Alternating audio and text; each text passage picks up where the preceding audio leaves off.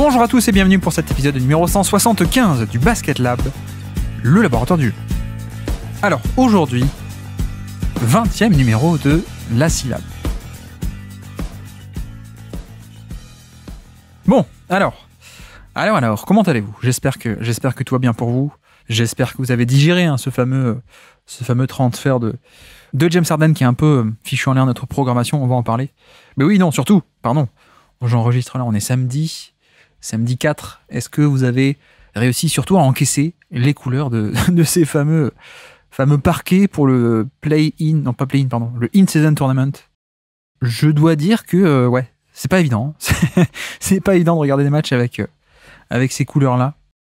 Ça décalque un peu la rétine, mais bon, on s'y fait, on va dire, grosso modo. De toute façon, il n'y a pas le choix. C'est comme ça. C'est le business, il paraît. C'est du marketing. On peut pas comprendre. Mais bref, donc à part ça, j'espère que ça va bien, que vous profitez bien de la saison, évidemment. Et donc oui, je disais, le transfert de James Harden qui a un peu bousculé la programmation cette semaine. Mais donc, on est un peu en retard. On a notre top 100 de 2023, un top 100 joueurs de 2023 de l'intersaison, la syllabe, qu'on n'a pas encore fini. Donc, on va essayer un peu de finir, enchaîner les derniers épisodes. Et comme ça, ce sera plié, emballé, c'est pesé. Et puis, ce sera terminé donc aujourd'hui, 20e numéro de la syllabe. Un procédé durant lequel, vous le savez, on prend au hasard à partir d'une playlist 5 noms, on en discute, on les rajoute au classement.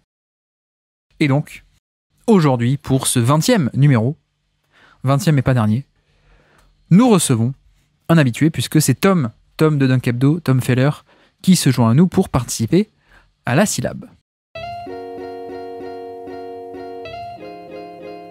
Donc, aujourd'hui, dans notre laboratoire de recherche sur le jeu, 20e numéro de notre top 100, la syllabe. Bienvenue dans le Basket Lab.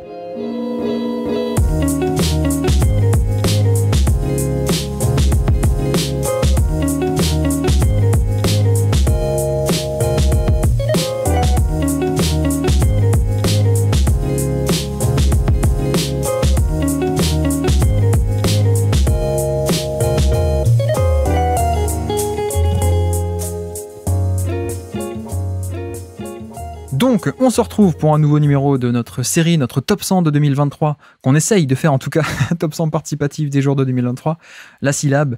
Et pour ça, on reçoit non pas un nouvel invité, mais un grand habitué de ce format de classement 5 par 5 du Basket Lab. Un grand habitué, c'est Tom. Comment ça va, Tom ?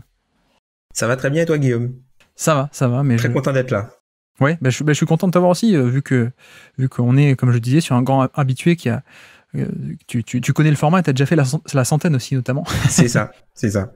Bon, là, tu vois, il y a quand même moins à faire aujourd'hui. On n'est que sur une saison, on n'est pas sur la valeur cumulée sur 10 saisons. Donc, a priori, ça va être un peu plus facile. Il y a moins de nostalgie aussi. Oui, et moins de quiz difficiles, du coup, parce qu'on va pas chercher des joueurs de 2011. Écoute, j'ai quand même cru entendre que Desmond Bane t'as pas trouvé, tu as mis un truc où il se fait postériser, le pauvre. Oui, c'est-à-dire, oui, parfois je trouve pas des actions marquantes pour tout le monde, et en effet, bon, ce qui était marquant avec Desmond Bane, c'est une action où il se fait postériser. Excuse-moi. Oui, donc ça te fait tiquer, puisque Tom Feller, bien sûr, de Dunk Hebdo, et Tom, fan des Grizzlies, c'est pour ça que tu fais cette remarque aussi. C'est ça. Dunk Hebdo, normalement, au moment où ce podcast-là, aujourd'hui, sera publié, on sera arrivé vers la fin du DH20, sans doute le fameux DH20, le phénomène du mois de septembre, le DH20. C'est ça. Et peut-être même aussi un début de preview actuellement. C'est ça, écoute, essentiellement le DH20 pour l'instant, et puis les previews, on est en train de réfléchir à un concept, mais bon, j'en dis pas plus, vous allez certainement le découvrir au moment où ce podcast sera publié.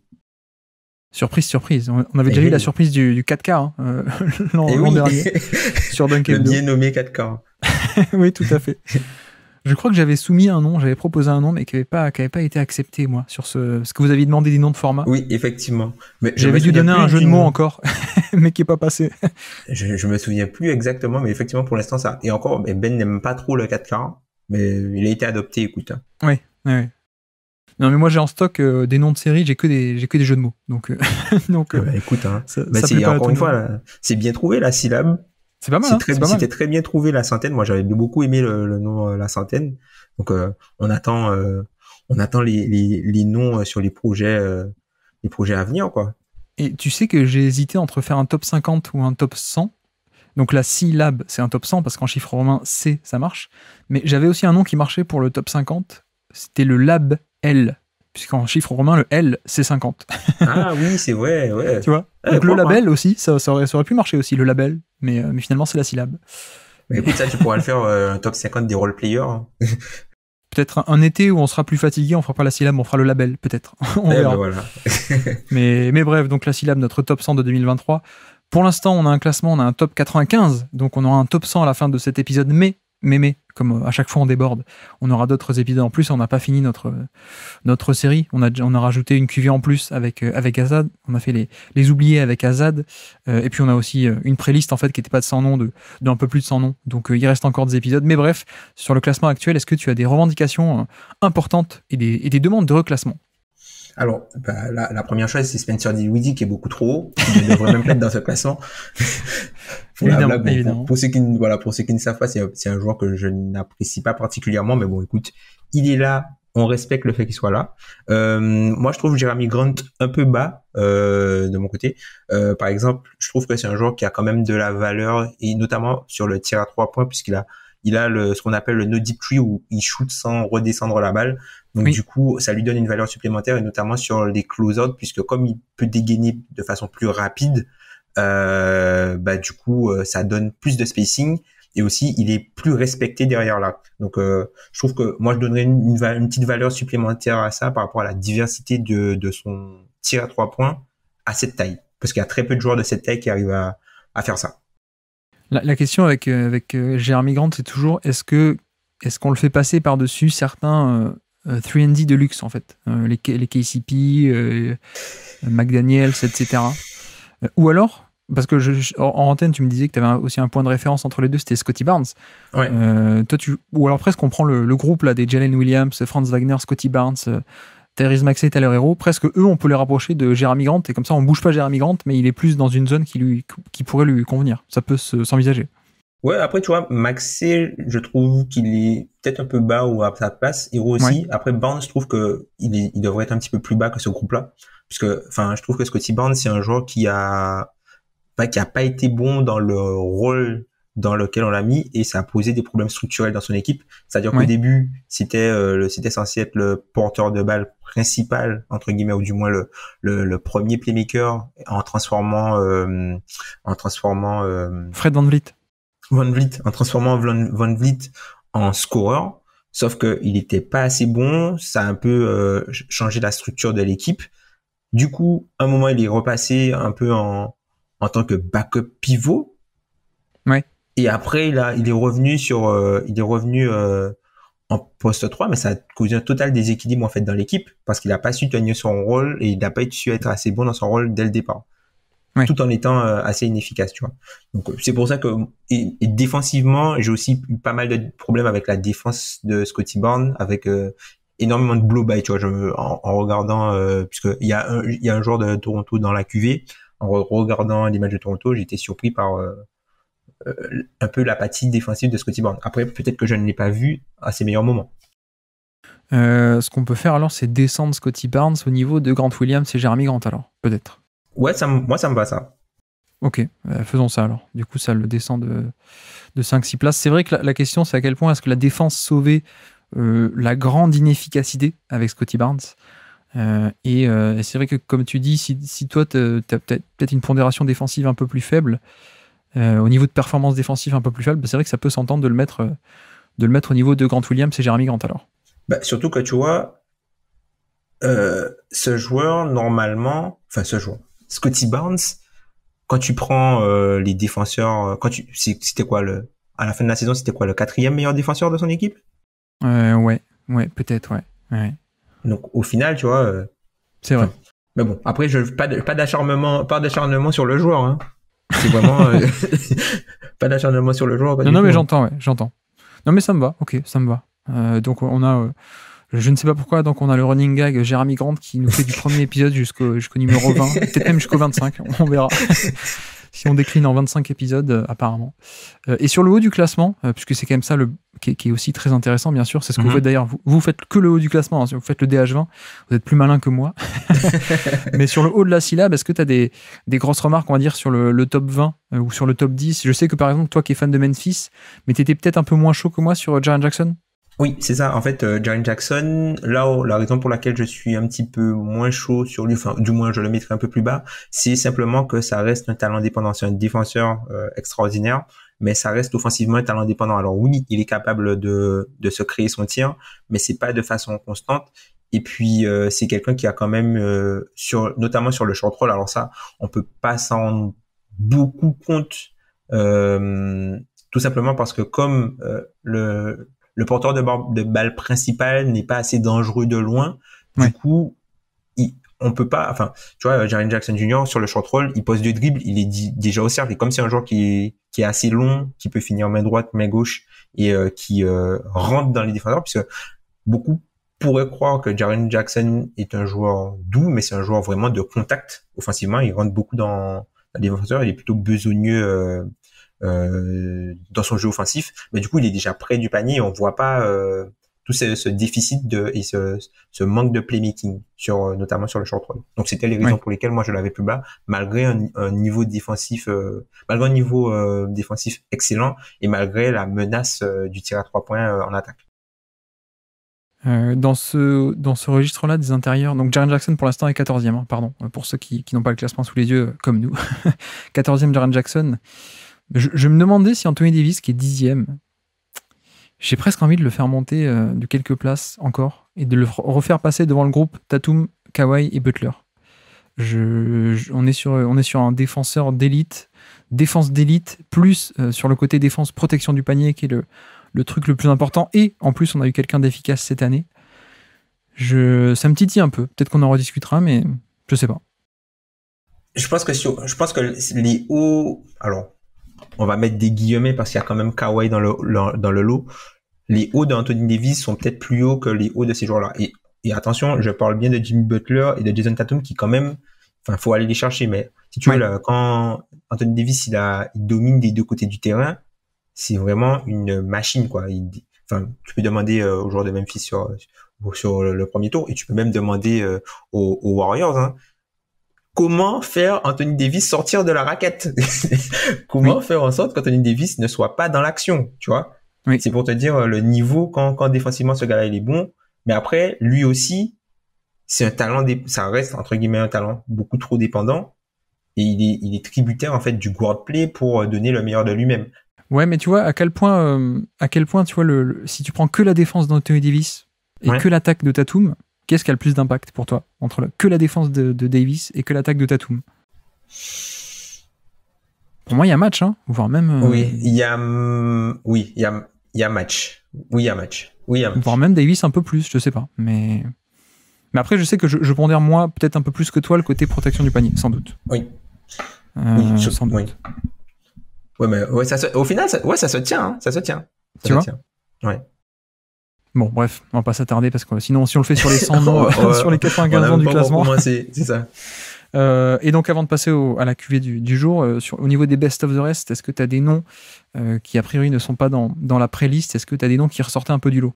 Moi, j'aurais un nom à proposer, c'est le nom de Brandon Clark, qui est un joueur que je pense qu'on oublie dans le succès généralement de Memphis. Bon, il n'a pas été là, malheureusement, pour la post-season, puisqu'il s'est blessé gravement d'ailleurs dans un des matchs contre Denver en février de mémoire. Et je trouve que c'est un joueur qui est très très fort dans son rôle, hein. Un peu c'est un joueur rim runner en attaque qui a une très forte gravité au cercle, qui a la force aussi d'avoir du toucher. C'est un joueur qui est très fort sur tout ce qui est flotteur et l'axe panier. Après, ce que j'aime aussi de son côté, c'est vraiment la gravité au cercle et sa capacité à poser des ghost screens. Ça, je pense que c'est les écrans un peu touchés où il arrive bien il est très mobile en fait au niveau des hanches, qui lui permet de vite changer de direction pour attaquer le panier et qui du coup fait réagir l'aide, et parfois c'est trop tard, il est déjà au cercle. Donc, je trouve que c'est un joueur qui est hyper efficace. Mais quand tu regardes, par exemple, son point par tir tenté, il est à 136, c'est dans le 90e centile à son poste. Après, le truc qu'on peut retenir contre lui, c'est qu'il y a peu d'usage et pas beaucoup de minutes. En fait, c'est comme si on pourrait, entre guillemets, alors ce ne sont pas du tout les mêmes joueurs, mais on pourrait être sur une version intérieure de Trey Murphy, par exemple. Oui, dans le sens finisseur ultime, tu veux dire. Voilà, c'est ça, c'est ça. Mais tu sais ce que Cole Zwicker, donc ancien scout de The Stepien, qui aujourd'hui est scout aux Houston Rockets, Cole disait de Brandon Clark à l'époque, un athlète générationnel au niveau des qualités athlétiques fonctionnelles. Ouais. C'est-à-dire, sur ce côté, à quel point tes qualités athlétiques sont fonctionnelles, il était générationnel pour lui. C'est-à-dire, à ce point au-dessus du lot, et effectivement, ça se ressent sur ce côté où il n'a pas de la taille, mais il a des hanches incroyables, il a une explosivité, une fluidité, et ce qui fait que c'est un des meilleurs rollers de NBA. Un des meilleurs, parce que souvent on pense qu'il n'y a qu'une question de taille ou d'envergure et d'explosivité verticale, mais il n'y a pas que ça. Il y a un vrai sens de poser des écrans, du timing, de comment plonger, etc. Et lui, c'est vrai qu'il met une pression énorme au panier. La limite, c'est pour moi le minutage qui effectivement est assez réduit. Oui. Et je parle pas du minutage brut, total, parce qu'il y a eu des blessures, mais même sur tu vois, si on essaie un peu d'évaluer le niveau par match, grosso modo. Et c'est vrai qu'on est à peine à 20 minutes par match, oui. Alors que l'intégralité quasiment du top 100, c'est des gros joueurs tous titulaires ou qui flirtent avec les 28, 29, 30 minutes par match. Mais comme d'habitude, comme je dis toujours, la question c'est au final, est-ce qu'au final, parce que quelqu'un nous a proposé aussi, plusieurs personnes nous ont parlé de Malik Monk, est-ce que 22 minutes de Malik Monk ou est-ce que 20 minutes de Brandon Clark, au final, ça vaut pas mieux que, je sais pas moi, 27 de Dorian Finney-Smith qui était ultra inefficace cette année? Ça peut se discuter aussi. Clairement. Ouais, ok. Eh bien, je note à cette liste. Mais on avait pas mal de noms dans cette liste des petits temps de jeu, si je peux dire. On a du Malik Monk, on a du Josh Green, on a du Gabe Vincent, on avait des joueurs comme ça. À rediscuter. On verra. Ok. On se fera une grosse émission Twitch à la fin, bordélique pendant 8 heures, pour essayer de tout reclasser. On verra. Ok, eh bien, très bien. Sauf si tu as d'autres noms. Ah oui, tiens, je voulais te questionner un peu sur Dillon Brooks, toi le fan de Memphis qui l'a beaucoup vu. Je ne l'ai pas pour l'instant dans le top 100. Est-ce que c'est une erreur? Sur sa saison, il mérite pas d'y être. Sur sa saison, parce qu'en fait, aussi bon a-t-il été défensivement, il a posé aussi pas mal de questions de point de vue offensif. Et même si moi je suis, on va dire que j'ai plutôt tendance à pondérer par la positive le volume, mais je trouve qu'il a un peu trop enlevé sur la table de ce côté-là, sachant que ce qui fait très positionnel, c'est disruptif, mais il y a très peu de playmaking et il n'y a pas, tu vois, il manque un petit quelque chose à sa défense pour qu'elle soit à ce point bonne pour justifier autant d'inefficacité derrière. C'est beaucoup on-ball, il n'y a pas beaucoup de rayonnement et de volume défensif. Exactement. Défense collective, ouais. Ok, je vois. Je crois que la différence, et c'est un peu pareil que Lou Dort, que je n'ai pas mis, alors que j'ai Herb Jones, par exemple. Déjà, je pense que Herb Jones a un plus gros volume, pour le coup, lui. C'est pas que on-ball, il a aussi beaucoup plus d'impact globalement sur une défense, sur ses rotations, etc. Mais tu vois, Herb Jones, déjà, il est moins inefficace. Je crois qu'il est à peu près au niveau moyen de NBA. C'est pas difficile, surtout, franchement. Mais surtout, il tente moins. Et pour moi, c'est un élément important parce que avec Dillon Brooks et avec Lou Dort, on a des joueurs qui concrètement peuvent faire un peu plus de choses, mais ils tentent aussi beaucoup plus. Et donc, c'est là où l'inefficacité est décuplée et il y a d'autant plus une fuite de valeur, entre guillemets, c'est qu'ils sont pas efficaces et pourtant ils essayent pas mal. Et c'est là-dessus pour moi que ça tire un peu vers le bas, contrairement à un Herb Jones qui n'est pas très bon offensivement, sait pas faire grand-chose, mais au moins il se limite et il fait pas grand-chose, donc il limite les dégâts aussi, quoi. Après, Herb Jones, il est aussi vital pour son équipe, puisque tu vois, New Orleans, c'est une des pires équipes pour défendre le cercle. Par contre, c'est une des équipes qui fait partie du gratin de la ligue pour ne pas concéder des tirs au cercle. Bah, tout simplement parce qu'ils ont une grosse stratégie basée sur Herb Jones, notamment sur la défense de l'ongle en tête de raquette. Et c'est un joueur qui est très très fort en fait pour faire ça. Et aussi, la valeur d'un joueur comme Herb Jones, c'est qu'il y a personne en fait en dehors de lui pour défendre le point d'attaque dans cette équipe des Pelicans en fait. Et du coup, ça décuple aussi sa valeur. Oui, mais bon, une fois que j'ai dit ça, je me posais quand même la question de est-ce que finalement Lou Dort et Dillon Brooks quand même pourrait pas finir par intégrer parce que tu vois, quand on s'est refait des cas de Finney Smith ou de Royce O'Neal ou des mecs comme ça en fin de classement, Oui. Oui, je sais pas. Il y a moins de jus que enfin, si tu veux, défensivement, ils sont bien au-dessus, mais offensivement, on va dire que les autres sont moins dommageables, mais au fait, mais c'est parce qu'ils ont pas d'autre choix que ça, quoi. Ouais. Ils peuvent pas faire grand chose. Là où Dylan Brooks et Lou Dort, ils peuvent faire autre chose, mais ils le font peut-être beaucoup trop. Tu vois, comme pour le DH20, vous parlez au final 30-35 noms. Ouais. Et ben, nous, pour la syllabe, on va finir par parler de 150, 160 noms pour le top 100. Moitié plus. Oui, c'est un peu ça. Je le crains. Bref. Donc, la QV du jour que j'ai toujours pas annoncé. Aujourd'hui, nous avons du Josh Hart. Nous avons du rookie avec Walker Kessler, d'ailleurs. Hey. On pourra discuter de ça. Norman Powell également. Ja Morant, bien sûr, pour Tom. Et puis Pascal Siakam, donc une assez belle cuvée, bien sûr. Question traditionnelle, comment tu t'en es dépatouillé avant qu'on en discute dans le détail? Comment tu les as classés les uns par rapport aux autres, ces 5-là? Du coup, il y en avait déjà 2 que j'avais considérés du coup dans mon DH20. Donc ces 2-là, je les ai plus facilement entre guillemets classés. Donc j'avais du coup Ja Morant, enfin par rapport à cette QV-là, Ja Morant il est numéro 1. J'ai Pascal Siakam nettement numéro 2. Et après pour les 3 autres, j'ai eu pas mal de difficultés tout simplement parce que je trouve que ils ont une valeur potentiellement similaire, ce sont des joueurs qui ont des rôles différents mais qui sont tous les 3 très bons dans leur rôle. Sauf que leur rôle a pas mal évolué, par exemple dans l'année. On a Norman Powell qui du coup a changé de rôle en fonction des absences ou pas de Kawhi Leonard et de Paul George.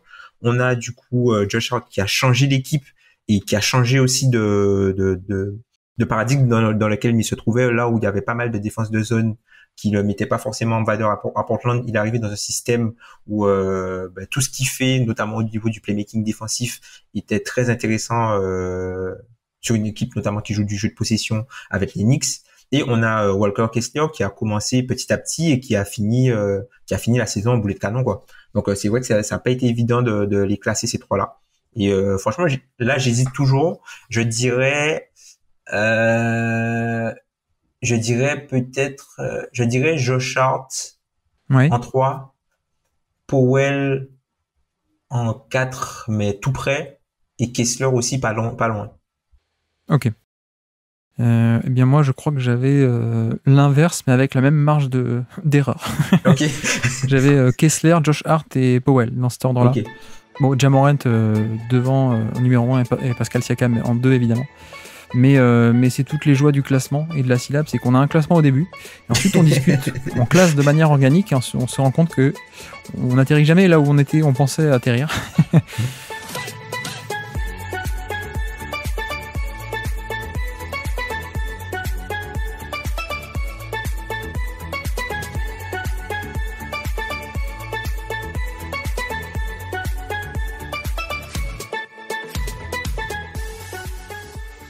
Mais bref. Bah tiens, attaquons d'entrée si tu veux bien avec un joueur très intéressant puisque c'est un rookie.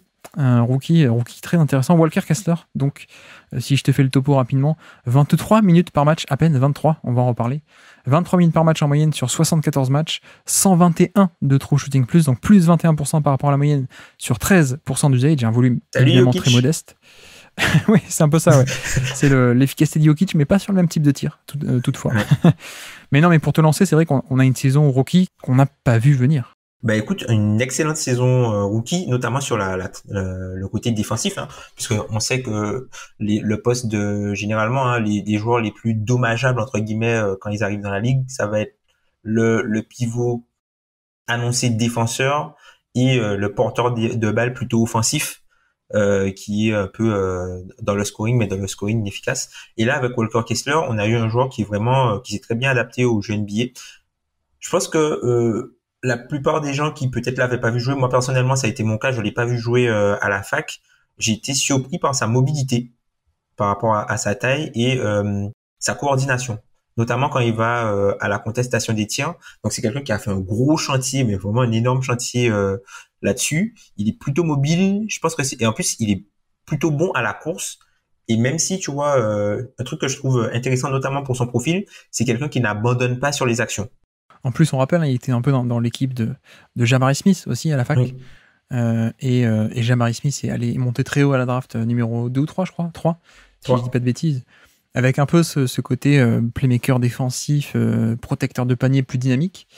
Et effectivement, là, on voit que, bah oui, pour moi, après la première saison NBA, clairement, alors, on ne parle pas de potentiel, mais actuellement, qui a été le plus impactant, pour moi, c'est Walker Kessler, assez nettement.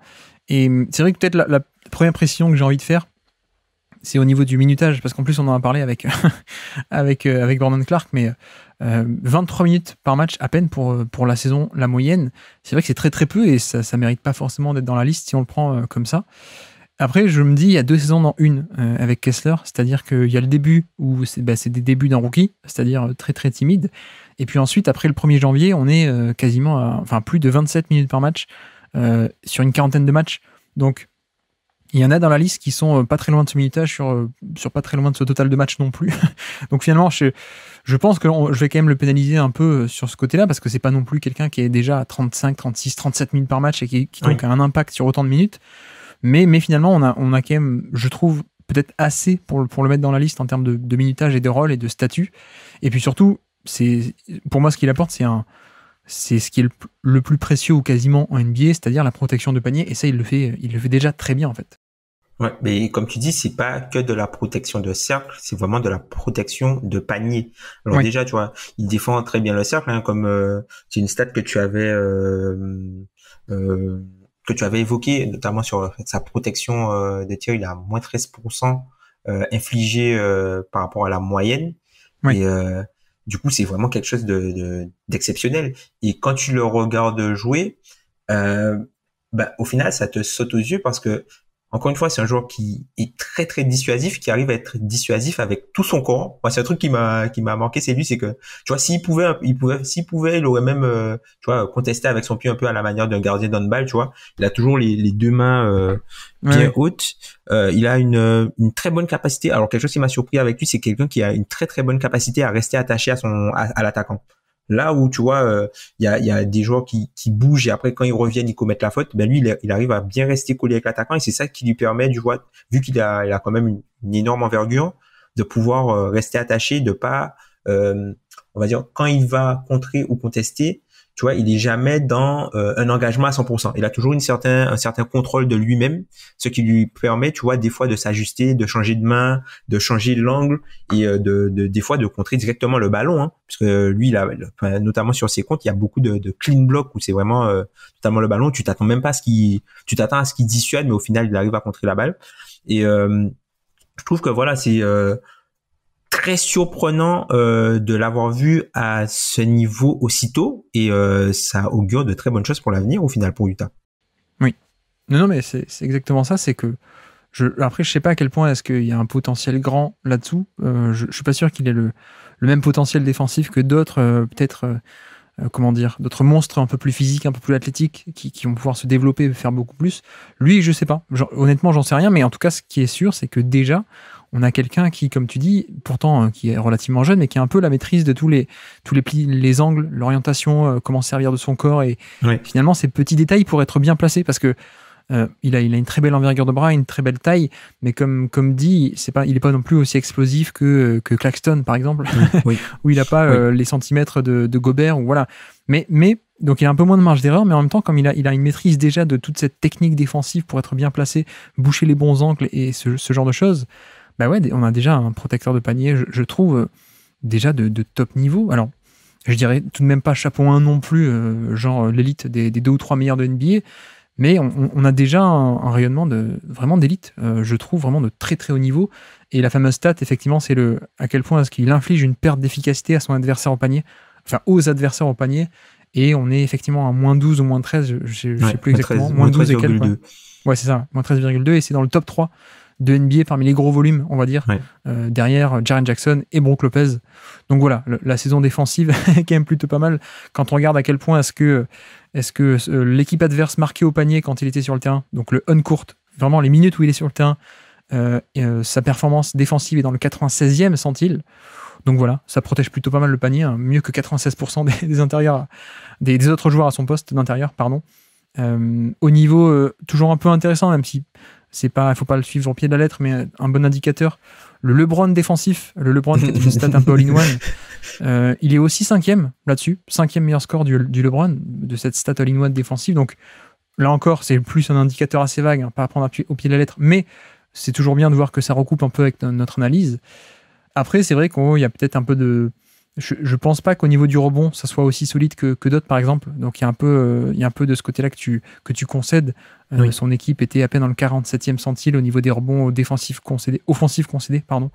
Donc, il y a des petites faiblesses par-ci par-là, mais encore une fois, pour moi, on est sur quelqu'un qui apporte de la protection du panier. Et comme je pondère déjà ça pas mal, je pense qu'il y a déjà pas mal de valeur, en fait. Oui, clairement. Franchement, sur défensivement, il n'y a pas grand-chose à ajouter à ce que tu viens de dire. Après, peut-être que ce qui pourrait lui faire passer un palier supplémentaire, c'est voir s'il peut aller un petit peu plus loin dans la raquette. Oui. Et au niveau de l'attaque, du coup, comment tu le situerais actuellement? Alors, au niveau de l'attaque, moi, je suis un peu... Alors, il y a énormément d'efficacité, mais il y a très peu de diversité. Pour rester simple, il y a très peu de diversité. C'est quelqu'un qui est, on va dire, qui prend 97% de ses tirs à moins de 3 mètres du panier et dont 97% des tirs sont pris après un dribble maximum. Donc on est donc on voit qu'on est quelqu'un on est vraiment dans de l'hyper entre guillemets assistana, en tout cas d'un point de vue offensif. Après il y a quand même du toucher. J'ai une petite gêne notamment sur le côté lancé où il a quand même pas mal de problèmes au niveau des lancers francs et puis aussi au niveau du volume, quoi, parce qu'il y a pas assez de volume et c'est un joueur qui malheureusement pour lui, s'il n'arrive pas à être plus diversifié, aura qu'une faible valeur de ce côté du terrain. Mais après, tu vois, c'est ce qu'on lui demande de faire, tu vois. S'il a un lay-up tout cuit, je vais pas lui demander de refuser le lay-up et de faire un step back simplement pour me montrer qu'il est là, tu vois. Oui. Non, mais effectivement, je pense qu'on est sur un joueur offensif assez sommaire, peut-être on va dire. Mais finition exclusive, mais en même temps, il n'y a pas de compromis de ce côté-là non plus, quoi. C'est pas non plus... c'est ça qui est intéressant, c'est qu'il t'apporte pas énormément, mais il te coûte rien. Ça peut être... c'est ça qui est bien. Alors, le passing non plus est pas trop là. Alors, il y a des lectures, des plutôt bonnes lectures, un peu basiques, on va dire, sur parfois des dribble end-off ou parfois juste faire l'extra pass ou quoi, mais c'est pas de valeur ajoutée non plus sur le côté passing, notamment en mouvement, je trouve, en tout cas pas pour l'instant. Les lancers francs aussi qui peuvent être un problème sur le côté, à peine 50% d'efficacité au lancer franc, c'est assez peu. Mais non, mais il y a vraiment un aspect global où, bah oui, c'est un finisseur offensif en attaque qui est efficace, mais aussi parce qu'il prend des tirs simples, mais c'est déjà ça. Et puis en défense, protection du panier. Effectivement, pour moi, ça va être assez valuable tout ça, si je peux me permettre un terme anglais. Et dans le classement, alors tu me dis si tu as d'autres choses à rajouter, mais sinon, si on passe du côté du classement, où est-ce qu'on l'imagine? Alors moi, je l'avais dans la zone, en découvrant le classement, je l'ai dans la zone Kyle Anderson, Oji Anunoby, Jakob Poeltl, tout simplement parce qu'il y a un trop grand manque de volume offensif. C'est-à-dire que la défense est exceptionnelle, mais il n'y a pas assez d'attaque, et du moins l'attaque qui est générée, elle est, on va dire, c'est essentiellement de la finition, quoi. Tu vois, il n'y a pas beaucoup de flash, c'est pas forcément, tu vois, c'est un joueur très grand, mais c'est pas forcément un bon rim runner, il n'y a pas une énorme gravité au cercle. Donc voilà, c'était pour ça, vraiment pour le côté offensif, même si le côté défensif est à ce point grand. Après, je serais pas choqué de le voir, tu vois, dans la zone Al Horford, Wendell Carter. Donc toi, tu vises à peu près Kyle Anderson qui actuellement est 49, si je dis pas de bêtises. C'est ça. Chris Paul est par là, Karl Anthony Towns est par là, Oji Anunoby est par là, Malcolm Brogdon est par là. Mais effectivement, on est pile entre nos deux zones de pivot, j'ai envie de dire. Il y a un peu une zone Poeltl, Mitchell Robinson, Capella, 52, 53, 54, ou alors un peu plus haut. On a un Wendell Carter, Al Horford et Miles Turner et Ayton. Exactement, ouais. Qualité un peu supérieure qui peut faire un peu plus de choses. Non, mais ça me va de le mettre avec Poeltl, Robinson et Capella. Tu visais un peu cette zone-là. Je sais pas, après, à quel point est-ce qu'on ne doit pas aussi un peu pénaliser le côté, sur une partie de la saison, il a aussi un petit minutage. Est-ce que du coup, on le mettrait pas avec ces pivots-là, mais derrière ce groupe-là. Donc derrière Clint Capella. Ah, mais on pourrait, hein, on pourrait. Hein. Bon, il reste devant Dinwiddie, donc bon, moi ça me va. C'est ça, ouais. Devant Dinwiddie, devant Jordan Poole, devant Dejounte Murray. Ouais. Ça te choque pas devant tout ça? Non, du tout. Ok, bon, on peut faire comme ça, sachant que si tu me donnes une saison à 30 minutes par match de Poeltl versus 30 minutes par match de Kessler, je pense que je préfère Kessler, mais comme on n'a pas eu totalement ça, c'est un peu comme ça que je fais le raisonnement. On pourrait les laisser se départager au lancer franc. Ou pas. Ou pas. Ou alors pour un exercice d'entraînement de rebond offensif de Jared Vanderbilt, peut-être. C'était peut-être une des stratégies. Ok, eh bien mettons-le là. Et petit quiz alors pour finir.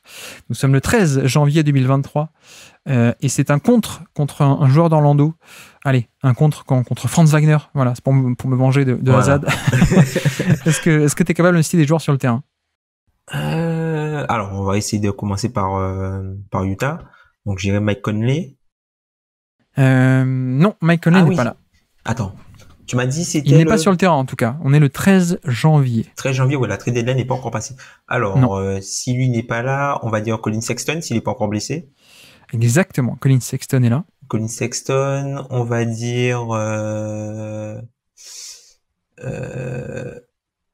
Olynyk.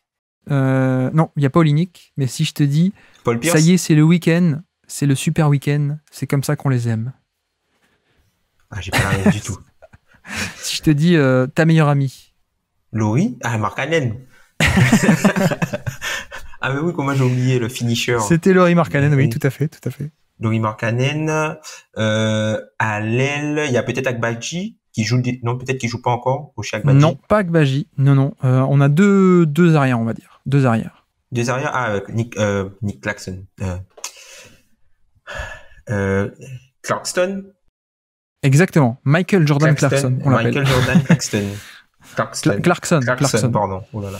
Et le dernier, c'est un shooter en sortie d'écran qui a fait du Denver, commencé à Denver, ensuite Minnesota. Ah, Malik Beasley. Exactement, Malik Beasley. Tout à fait. Et côté Orlando, du coup? Alors, côté Orlando, donc du coup, Wagner qui se fait postériser. Markelle Fultz. Non, pas postériser, qui se voit refuser une tentative de dunk. Oui, voilà, qui se voit refuser une tentative de dunk. Attention. Deny! Comment il s'appelle? Markelle Fultz? Oui, tout à fait. On va dire Banchero, peut-être qu'il était encore là, sur le terrain. Oui. Orlando. Est-ce qu'il y aurait pas Jalen Suggs? Non, c'est pas Jalen Suggs. Alors, c'est Gary Harris, alors? Oui, tout à fait. Et du coup, il me manque... Il te manque le pivot. Le pivot, Wendell Carter Jr. Oui, tout à fait. C'est du classique. Classique côté Orlando. Classique.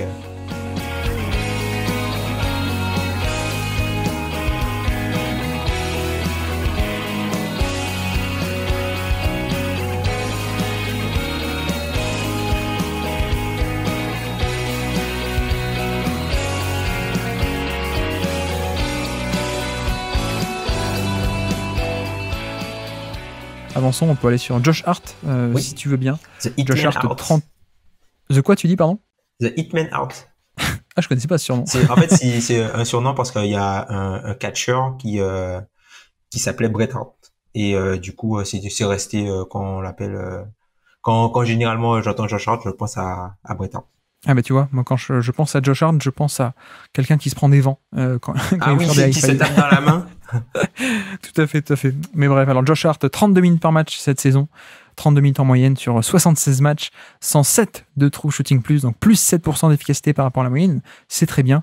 Sur un usage assez modeste toutefois de 12% et quelques, ce qu'on peut dire c'est que c'est un role player génial en fait. Oui, clairement. C'est vraiment c'est le role player ultime. Et puis c'est un joueur qui, encore une fois, le changement de scénario lui a fait beaucoup de bien, tout simplement parce qu'il est arrivé dans un système où ses principales qualités sont un peu ceux qui enflamment entre guillemets le jeu de l'équipe. Parce que par exemple, à Portland, comme je l'ai dit en amont, c'est un joueur qui faisait énormément de zones au niveau de Portland et du coup ça pouvait pas mettre en avant son playmaking défensif. Et là, le fait qu'il soit arrivé du coup aux Knicks, et les Knicks, comme tu l'as bien expliqué dans l'un de tes épisodes précédents, les Knicks avaient vraiment une stratégie un peu de pilonnage où ils jouaient le jeu de possession.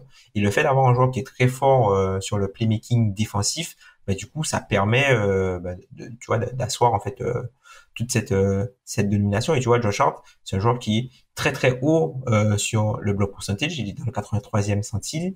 Et aussi pourcentage, il est aussi dans le 86e centile. Donc c'est vraiment quelqu'un qui te permet d'avoir des possessions supplémentaires. Et ce que j'aime chez lui, sur le côté défensif déjà, c'est notamment son côté défensif positionnel. C'est quelqu'un qui peut switcher sur plusieurs postes et qui peut bien le faire. Et aussi, ben, sur la défense, des fois, tu as l'impression de voir un peu Jimmy Butler. Alors, je sais pas si c'est blasphématoire ce que je dis, mais j'ai un peu Jimmy Butler dans le sens où, notamment sur le côté anticipation et lecture de l'adversaire. C'est-à-dire que c'est quelqu'un qui arrive à bien lire l'adversaire. Et un truc tout con, quand, par exemple, t'as un joueur qui est en difficulté, on lui envoie une balle, t'as des joueurs qui vont courir vers le joueur, par exemple, il y a un joueur qui essaie de sauver une balle en touche, t'as des joueurs qui vont courir vers le joueur. Mais lui, ce qu'il fait, c'est qu'il court vers le joueur le plus proche parce qu'il se dit que le gars va forcément faire la passe à ce mec-là. Et du coup, il a plus de chances d'attraper la balle. Non, mais c'est ce que j'avais noté, c'est fit parfait à New York, mais en même temps, dans quelle équipe est-ce qu'il n'aurait pas été un bon fit C'est vrai. Portland, peut-être. Portland, oui, mais Portland, ils n'ont pas de coach. C'est pas pareil, ça compte pas. Non, mais oui, alors bonne remarque. Non, mais c'est le fit parfait un peu partout pour moi parce que on a un côté défensif très complet, mais même en attaque, c'est un vrai connecteur offensif. Hein, c'est avec toi qu'on a fait le podcast sur les connecteurs, mais le mec qui apporte du liant à ton attaque sans avoir besoin d'avoir la balle entre les mains. Mais c'est pas, on parle toujours des fameux premières options, deuxième option, lead tick et shoot, ou les trucs comme ça. Lui non, lui il peut te bonifier l'attaque, même sans réclamer des possessions, sans réclamer des ballons, de par du jeu sans ballon, de par du QI basket, de par donc ces fameuses actions où il est en connecteur, c'est-à-dire qu'il ne va pas créer le décalage, mais il va participer à l'amplifier. Il va profiter d'un décalage et l'accentuer en attaquant un close-out, en faisant une extra passe en mouvement, etc. Donc voilà, le passing aussi, il a des chiffres de passing qui sont assez incroyables. Il a quasiment le fameux, bon c'est un indicateur comme un autre, hein, mais c'est le fameux ratio de playmaking, donc à quel point tu fais des passes par rapport à ton usage. Il a un score de plus de 1 de ratio, 1,12 je crois, ce qui est un score qui commence à aller titiller, bon pas les meilleurs pass first, mais pas loin quoi. Et en tout cas, en général, les 3&D sont pas du tout à ce niveau-là de capacité à distribuer la balle ou à faire des assists par rapport au nombre de ballons qu'ils ont. Donc on a vraiment le prototype 2.0 du 3&D. C'est tout ce qu'on avait dit dans le podcast des connecteurs. Et moi, j'aimais bien le comparer un peu sur le prototype physique à Wesley Matthews, mais il est aux années 2020 ce que Wesley Matthews a été aux années 2010, c'est-à-dire le 3&D, mais avec les requis d'aujourd'hui, c'est-à-dire plus de mouvements en défense et en attaque aussi. Après, avec peut-être le bémol du volume sur le tir à 3 points, puisque même et c'est là que tu as vu quand même, il y a une certaine évolution dans la saison, puisque au début de la saison, il prenait les tirs, il les mettait, mais il n'était pas défendu, il était très ouvert. Et en fin de saison, et notamment en playoff, quand il prenait les tirs, du coup, il y avait un close-out agressif sur lui. Donc, il y a quand même eu un changement peut-être sur le scouting report où c'était Josh Hart, le shooter qui hésite. Ah, Josh Hart, il va prendre le tir. Et je pense que ça change aussi quelque chose par rapport à sa valeur. Et après, quelque chose aussi qui est important, je trouve, dans son jeu offensif, c'est sa capacité en fait à changer le rythme offensif. C'est-à-dire que c'est quelqu'un qui, quand il va prendre le rebond, tout de suite il va pousser en transition pour du coup mettre de la pression sur le repli défensif et après générer peut-être des trailers ou sinon aller lui tenter des coast-to-coast. On l'a vu faire pas mal de coast-to-coast comme ça où il prend le rebond et puis il repart. Et c'est un joueur qui, je trouve, quand il est balle en main et après un rebond, pousse vraiment le tempo et apporte des brèches tôt sur l'horloge qui permettent parfois de déclencher une attaque plutôt propre. Oui, mais non, mais c'est ça, c'est à part le côté création balle en main, création proactive, on peut dire, il apporte tout en fait. Il apporte du jeu sans ballon, il apporte des cuts, il apporte du passing, il apporte du rebond offensif pour sa position. Il apporte des écrans, comme tu dis. Il apporte parfois un peu de post-up pour punir des mismatchs quand il faut, occasionnellement. Il apporte de la transition. Vraiment, il est hyper complet. Ouais. Et comme tu dis, en plus, cerise sur le gâteau, bah oui, cette année, il est enfin viable de par le jump shot parce que ça a toujours un peu coincé de ce côté-là. S'il avait eu un jump shot de très haut niveau, voire même de haut niveau, ça serait parfait depuis longtemps. Mais c'est vrai que le jump shot n'est pas tout le temps rentré très bien à 3 points. Là, cette année, on est à 37%. 37% à 3 points, c'est bien. Alors d'ailleurs, avec une première partie de saison où les tirs ne rentraient pas du tout, et ensuite les tirs sont rentrés avec un taux, comme tu disais, une très très belle efficacité à New York. Mais voilà, ça fait un profil qui est hyper intéressant parce qu'il y a un peu de tout, si ce n'est le côté création de stars. C'est ça. Mais défense aussi. Bon, alors défense, il n'est pas élite, je trouve, on-ball, mais il est très bon sur plein de positions différentes. Et puis il a aussi, on parlait de volume défensif, lui il a un vrai volume défensif dans la défense collective, les rotations, les aides, le playmaking défensif, t'en as parlé. Ouais, c'est vraiment un joueur, moi que j'aime beaucoup et qui, je pense, a une très très belle valeur pour en fait n'importe quelle équipe qui n'est pas coachée par Chauncey Billups. Mais du coup, à quel point tu penses que, par exemple, le tir, est-ce que ce serait potentiellement de la surchauffe? Ben, on peut toujours se poser la question quand on regarde son historique en carrière qui est pas non plus génial, mais j'avoue que j'ai toujours eu un peu l'espoir qu'on ait au moins quelqu'un au niveau de la moyenne. Oui. Donc, est-ce qu'il va shooter à 50% comme il a fait pendant 20 matchs à New York? Non. Mais si on pouvait avoir quelque chose à 36, 37%, ce serait bien. Ça serait déjà très bien, ouais. La carrière, il est à 35, ça va. Ouais, Ça va. ouais. 35, ça va à peu près. Mais ouais, plus il va augmenter, mieux ce sera, quoi. Évidemment. On enfonce des portes ouvertes. Mais non, mais je pense qu'il est un peu au niveau où parfois, selon les match-up, certaines équipes pourraient être amenées à ne pas le respecter autant qu'on voudrait. Donc, il suffirait qu'il est un peu à cette limite-là où s'il gagne 1 ou 2% de réussite, peut-être que la respectabilité, il y a un impact qui va être beaucoup plus grand de par ce côté dangerosité à 3 points. Bah, surtout que là, il aura un peu de concurrence. On a vu que tu vois, c'est lui qui finissait les matchs en la place d'R.J. Barrett. Généralement, il avait la confiance de Tom Thibodeau. Et puis là, il a son ami DiVincenzo qui a rejoint l'équipe. Donc, il y a quand même des solutions. Il y a quand même des solutions entre guillemets alternatives, mais je trouve quand même que c'est le joueur idoine pour finir en fait les Knicks dans cette configuration-là. Il faut finir avec lui. Donc Jalen Brunson, Dante DiVincenzo, Josh Hart. Peut-être Michael Bridges, si Brooklyn veut bien l'échanger. On va recréer totalement le Villanova de l'époque. Là où je rigolerai vraiment, c'est quand ils iront chercher Eric Pascal. Oh, là, ce sera vraiment très drôle. Ou Chris Jenkins, allez. Eric Pascal, ou alors c'est Omari Spellman, je sais plus lequel. Omari Spellman. Je me demande si les deux ont joué ensemble. Bon, d'ailleurs, je crois qu'Omari Spellman, il a joué pour le Liban cette année. Peut-être bien. À la Coupe du Monde. Il a joué pour le Liban, je crois, Omari Spellman. Oui, je suis en train de voir ça, effectivement. Bref, alors, avant de se perdre dans le classement, où est-ce qu'on l'imagine alors, Josh Hart? Bon, moi, Josh Hart, je l'imaginais bien entre Marcus Smart et DeAndre Ayton, voire peut-être plus haut. Voire juste derrière Klay Thompson, par exemple, devant leur forme.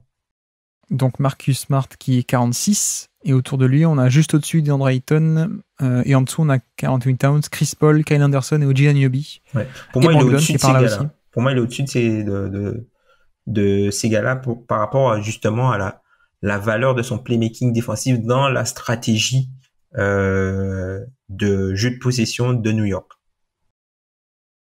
Ça me dérange un peu qu'il soit au-dessus de Malcolm Brogdon. Ok.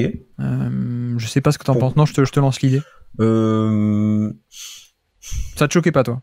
Moi, ça me choquait pas dans le sens où Brogdon apporte autre chose, mais il y a la question je trouve avec Brogdon, il y a toujours la question de valider, il y a la question de ce qu'il enlève sur la table, et si tu veux, il est moins scalable. Après, là où je peux l'entendre, c'est que il y a eu 2 Josh Hart cette saison, et moi, le placement que je te propose, c'est celui de New York, alors qu'il y a aussi eu celui de Portland. Il y a ça aussi, ouais. Il y a ça aussi.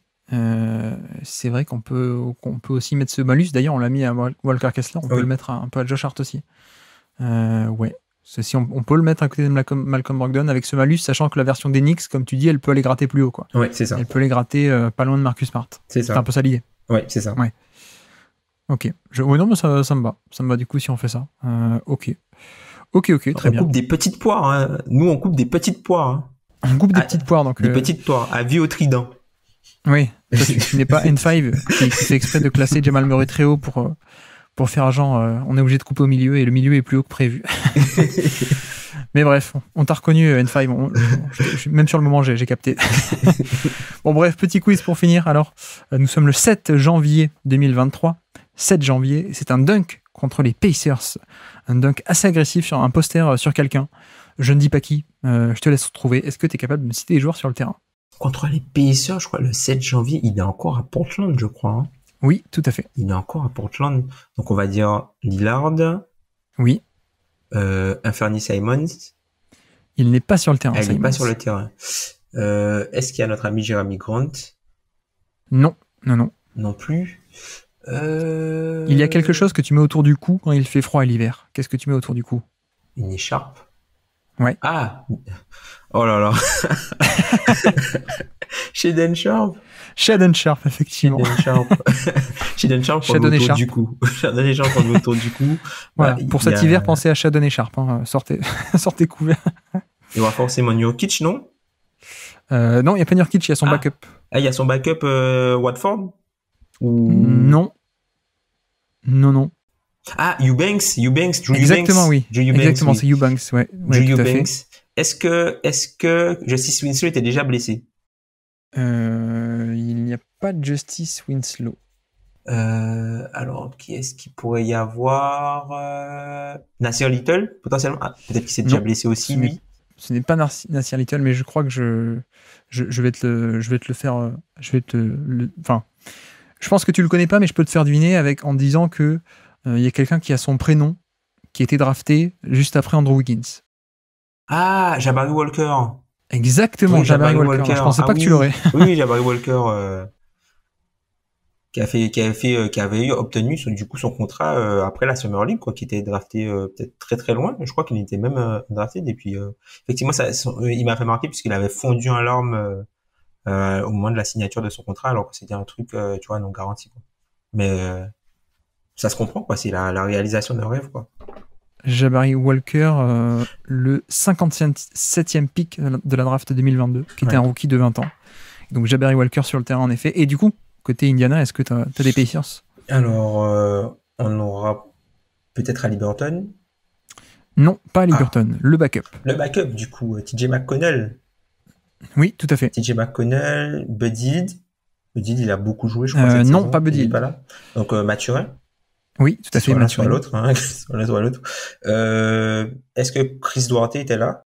Exactement, c'est lui qui se fait postériser le rookie de 42 ans. Chris Duarte. Ah, t'abuses. J'abuse un peu, 41 et demi. 42 en novembre. 42. Miles Turner? Non, on joue très petit. Ah, on joue très petit. Isaiah Jackson, du coup? Non, même pas. Ah ouais? Donc ça veut dire qu'avec Isaiah Smith? Non. Très petit, petit déjà. On a un ailier qui est un peu le poste 5 de facto, mais sur un mini line-up. Un ailier qui est parti à Boston. Là. Ah, Oshae Brissett. Exactement, Oshae Brissett. Que toi, tu sais très bien prononcer, toi. Oshae Brissett et... Et puis la spécialité des Pacers, un autre rookie de 27 ans. Ah, Andrew Nembhard. Exactement, Andrew Nembhard. Ouais, ça joue très petit, hein. Ça joue très très très petit.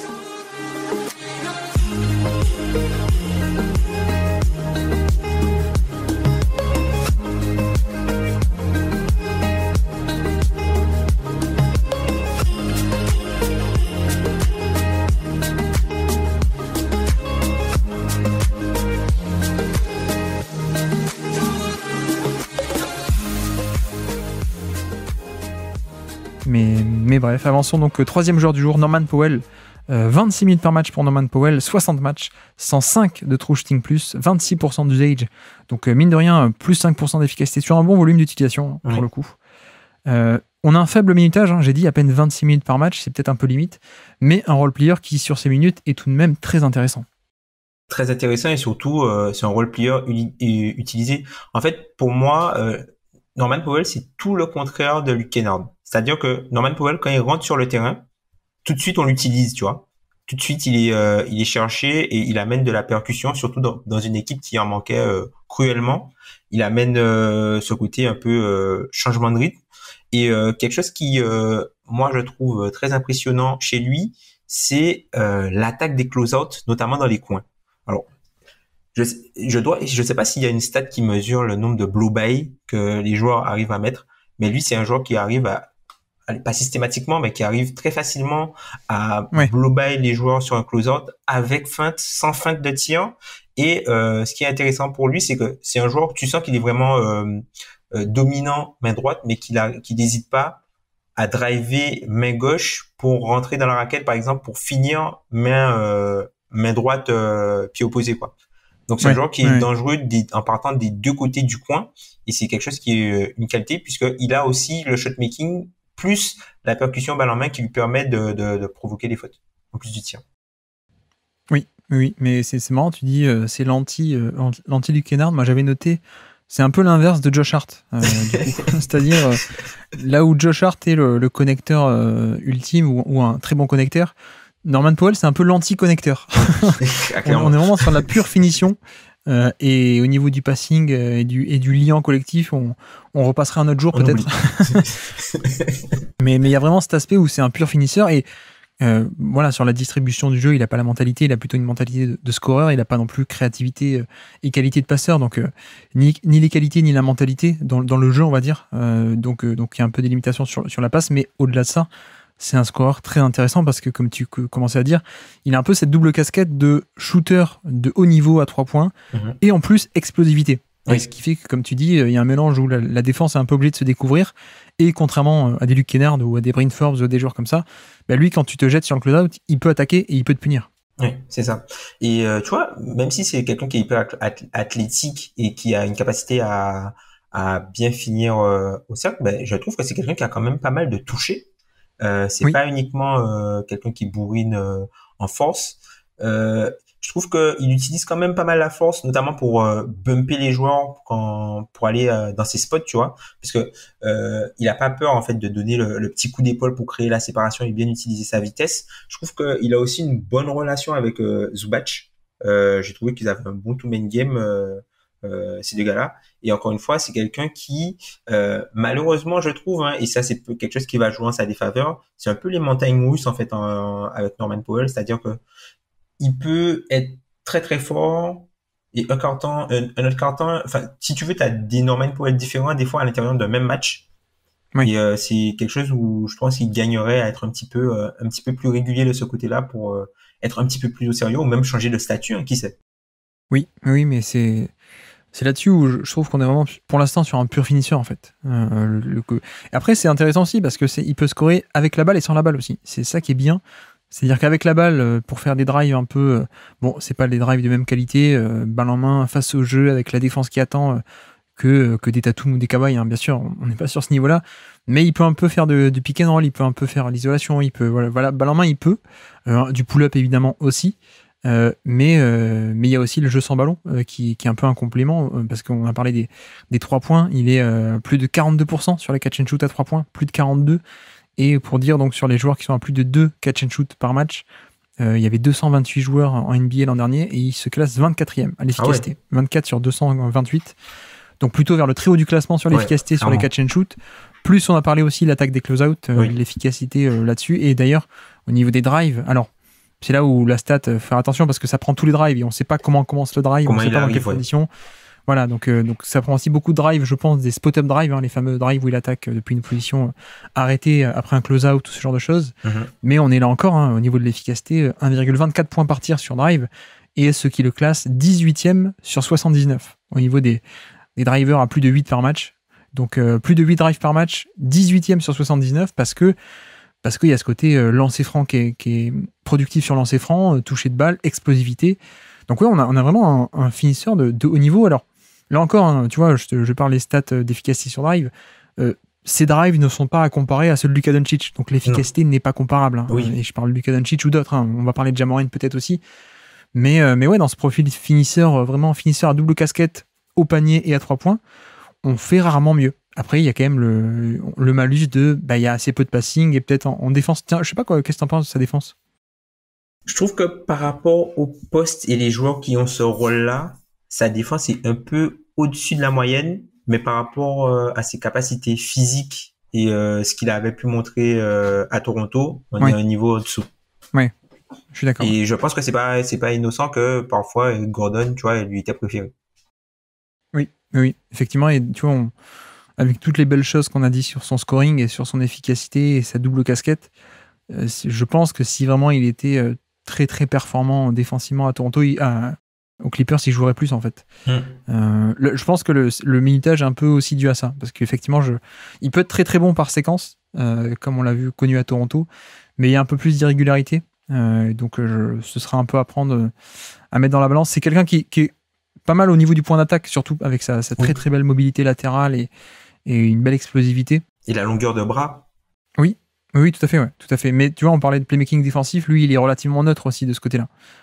C'est pas quelqu'un qui va faire plus que défendre son propre attaquant. Exactement, oui, c'est exactement ça. Il va pas faire de passe, il fait que son propre scoring et il va pas défendre autre que son propre attaquant. Voilà. Norman Powell, c'est lui-même.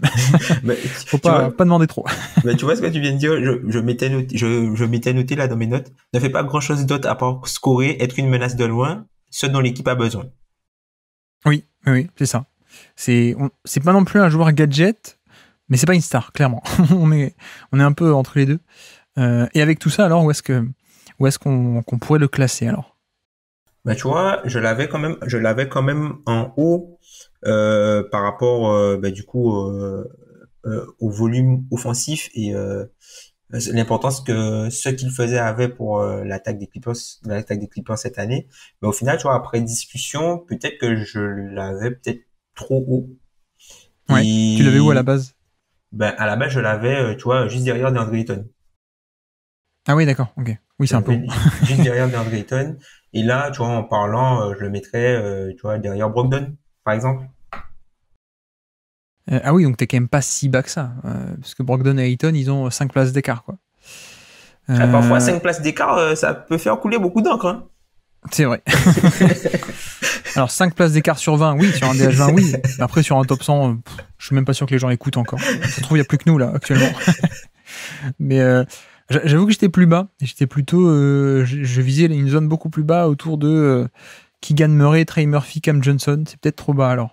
C'est bas. C'est bas. Enfin, après... C'est bas, mais tu vois, Trey Murphy est comme ça aussi. Hein. Finisseur ultime. Ouais, mais tu vois, Trey Murphy, il est pas... il est plus assisté. Tu vois, c'est du scoring instantané, mais il y a moins de jus on ball, tu vois. Oui, t'as raison. Il y a moins de jus on ball et même si c'est un joueur qui est très athlétique, notamment sur les close-out et tout ça, hein, mais il y a moins de création pour lui-même, il y a moins de fautes. Et surtout dans une équipe où ça provoque pas de fautes du tout, hein, les Clippers. Hein. Oui. Après, c'est ton classement. Hein. Moi, je te donne mon point de vue. Non, mais tu es là pour me convaincre. Je te donne mon point de vue. Je te donne mon point de vue, mais c'est vrai que ça fait pas mal d'écart. Tu vois, il y avait un autre nom que je me pose la question, donc je te la pose, mais Bojan Bogdanovic, qui est là aussi dans ce registre, je mets des points de mon côté, mais je suis très efficace. Bojan est 71. Alors tu me diras, c'est peut-être lui qui est un peu bas aussi. Ouais, il est un peu bas, et encore une fois, lui aussi, il a moins de jus on ball, tu vois. Mais après, à voir, est-ce que ça... C'est vrai. Il a moins de jus on ball, ça s'entend aussi. Ok, alors continue à remonter. Vers Maxé, par exemple, derrière Jalen Williams, pour toi, c'est trop haut? Ça peut le faire, ouais, dans cette zone des créateurs secondaires, ouais. Maxé, Franz Wagner, Jalen Williams. On peut aller par là. Après, j'ai quand même envie de mettre un petit malus au niveau du minutage, parce que 26, mine de rien. Mais je sais pas, KCP, par exemple, tu préfères KCP ou Powell? Ça va dépendre du contexte, puisque tu vois, Powell, c'est un moins bon titulaire. Par contre, Powell, c'est un moins bon titulaire. Par contre, je pense que si tu interchanges les deux équipes sont moins bonnes. Écoute, mettons-le là, alors. Mettons-le au-dessus des 3&D, alors. Vers Maxi, comme tu disais. Ok. Ça me va. Maxi, Tyler Hero, Norman Powell. Et donc, au-dessus des McDaniels, KCP. Ok, faisons ça, ok. Ça marche, très bien. Ouais, alors toi, t'avais tapé assez haut et moi assez bas. Pour le coup. Et je n'ai pas fait de stratégie à la N5. Non, toi je sais que tu es honnête. Ouais. Toi, je sais que tu es honnête. Tu n'es pas comme N5. bref, petit quiz pour finir. Alors, nous sommes le 5 février 2023. C'est un poster dunk très spectaculaire sur Julius Randle. Est-ce que ça te parle? Ah oui, ça me parle. Ce poster dunk. D'ailleurs, Julius Randle, il vole.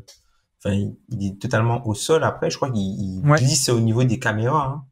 Hein. Ouais, il comprend pas ce qui se passe. Sur une attaque de close-out. Tout à fait. Violente. Depuis le corner d'ailleurs. Comme tu disais, depuis le corner. Et donc, est-ce que tu es capable de me citer des joueurs sur le terrain au moment de ce dunk? Alors, on va essayer de commencer par les Clippers. Donc, il y aura Powell. Oui. Zubac, potentiellement. Oui, tout à fait. Est-ce que Nick Batum est sur le terrain? Non, pas Nick Batum. C'est en janvier. Ah, Paul George était là, normalement. Paul George est là, oui. Kawhi, 5 février. Kawhi est là, effectivement. Kawhi. Donc, tu as les... Le meneur de jeu, du coup. Il me manque le meneur de jeu s'il était sur le terrain. Alors, non, c'est pas un meneur. Il te manque plutôt un ailier. Ah, c'est Terrence Mann? Non, ailier fort même, plutôt. Ah, Maurice? Exactement. Wow. C'est Maurice qui est sur le terrain, ouais. Ok, du côté des Knicks, du coup, Julius Randle, oui. On va dire peut-être RJ Barrett. Oui. Brunson. Oui. Quentin Grimes. Oui, effectivement. Et je crois que c'est Hartenstein. Oui, tout à fait. Tout à fait. Je crois que c'est Hartenstein. Comment t'as fait pour t'en souvenir? C'est une action que j'ai souvent vue parce que, encore une fois, tu vois, Norman Powell, sur l'attaque des closers, c'est quelque chose qui m'a marqué sur lui. Et, du coup, j'ai vu pas mal d'attaques de closers, dont cette finition-là, et ça me disait quelque chose. Toi et moi, on l'aime bien en plus, hein, Hartenstein. Je crois qu'on en avait parlé ensemble dans un podcast l'an dernier. Ouais, dans les joueurs, les meilleures progressions. Exactement.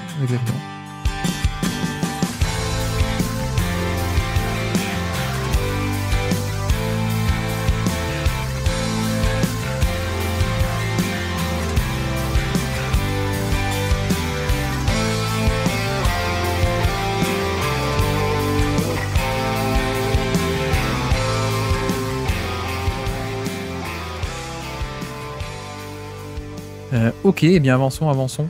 Où est-ce qu'on arrive? Ah tiens, passons à Pascal Siakam alors, 4e joueur du jour. Pascal Siakam, si je te fais le topo, 37 minutes par match, 71 matchs, 97 de true shooting plus, donc moins 3% d'efficacité par rapport à la moyenne sur 27% d'usage. Bon, Tom, il a été placé dans un rôle de go-to-guy, mais finalement, pour quel résultat? Pour des résultats un peu moyens, même s'il a des circonstances atténuantes. C'est-à-dire que le go-to-guy offensif est moyen. Par contre, c'est quelqu'un qui n'est pas aidé par le contexte dans lequel il joue. Oui. Et on le voit même dans le jeu de Pascal Siakam, hein, on voit qu'il a plus développé, entre guillemets, un jeu de superstar avec pas mal de pull-up, notamment à mi-distance, parce que ce sont les seules zones qui sont ouvertes et il y a un petit peu moins de Pascal Siakam qui va finir au cercle, alors que c'est quelqu'un qui fait ça plutôt bien. Oui, tout à fait. D'ailleurs, j'avais noté, plus de la moitié de ses tirs viennent depuis la mi-distance. Que ce soit des longs tirs de poing ou alors des shorts mi-distance, pas directement sous le panier, mais un peu autour. Ouais. Le petit push-shot, shot ou son espèce de petit move, son fadeaway. Après, c'est quelqu'un où il a quand même une valeur supplémentaire dans le sens où c'est le joueur qui a joué le plus de minutes par match cette saison. Ouais. Donc, ça veut dire que c'est des minutes où il n'était pas remplacé par un joueur qui est beaucoup moins bon. Oui. Et quelque chose pour illustrer un peu ce changement de rôle offensif et cette notion peut-être de mismatch, c'est que c'est quelqu'un qui a joué quand même pas mal de post-up et qui est 6e au nombre de post-up par match quand même. Alors que c'est pas quelque chose qu'il faisait tant que ça habituellement. Oui, mais je trouve que son cas offensif est très très intéressant, pour ne pas dire difficile à juger. Mais parce que je pense qu'il a été un peu mis dans un rôle de créateur principal d'une attaque, on va dire. Bon, pas totalement, hein. Pas non plus à la manière héliocentrique, tout repose sur lui, mais il est dans un rôle de plus en plus grand au fur et à mesure des années. Et je me demande à quel point est-ce que vraiment il a les capacités pour pouvoir exceller dans ce domaine ou pas, dans ce rôle ou pas.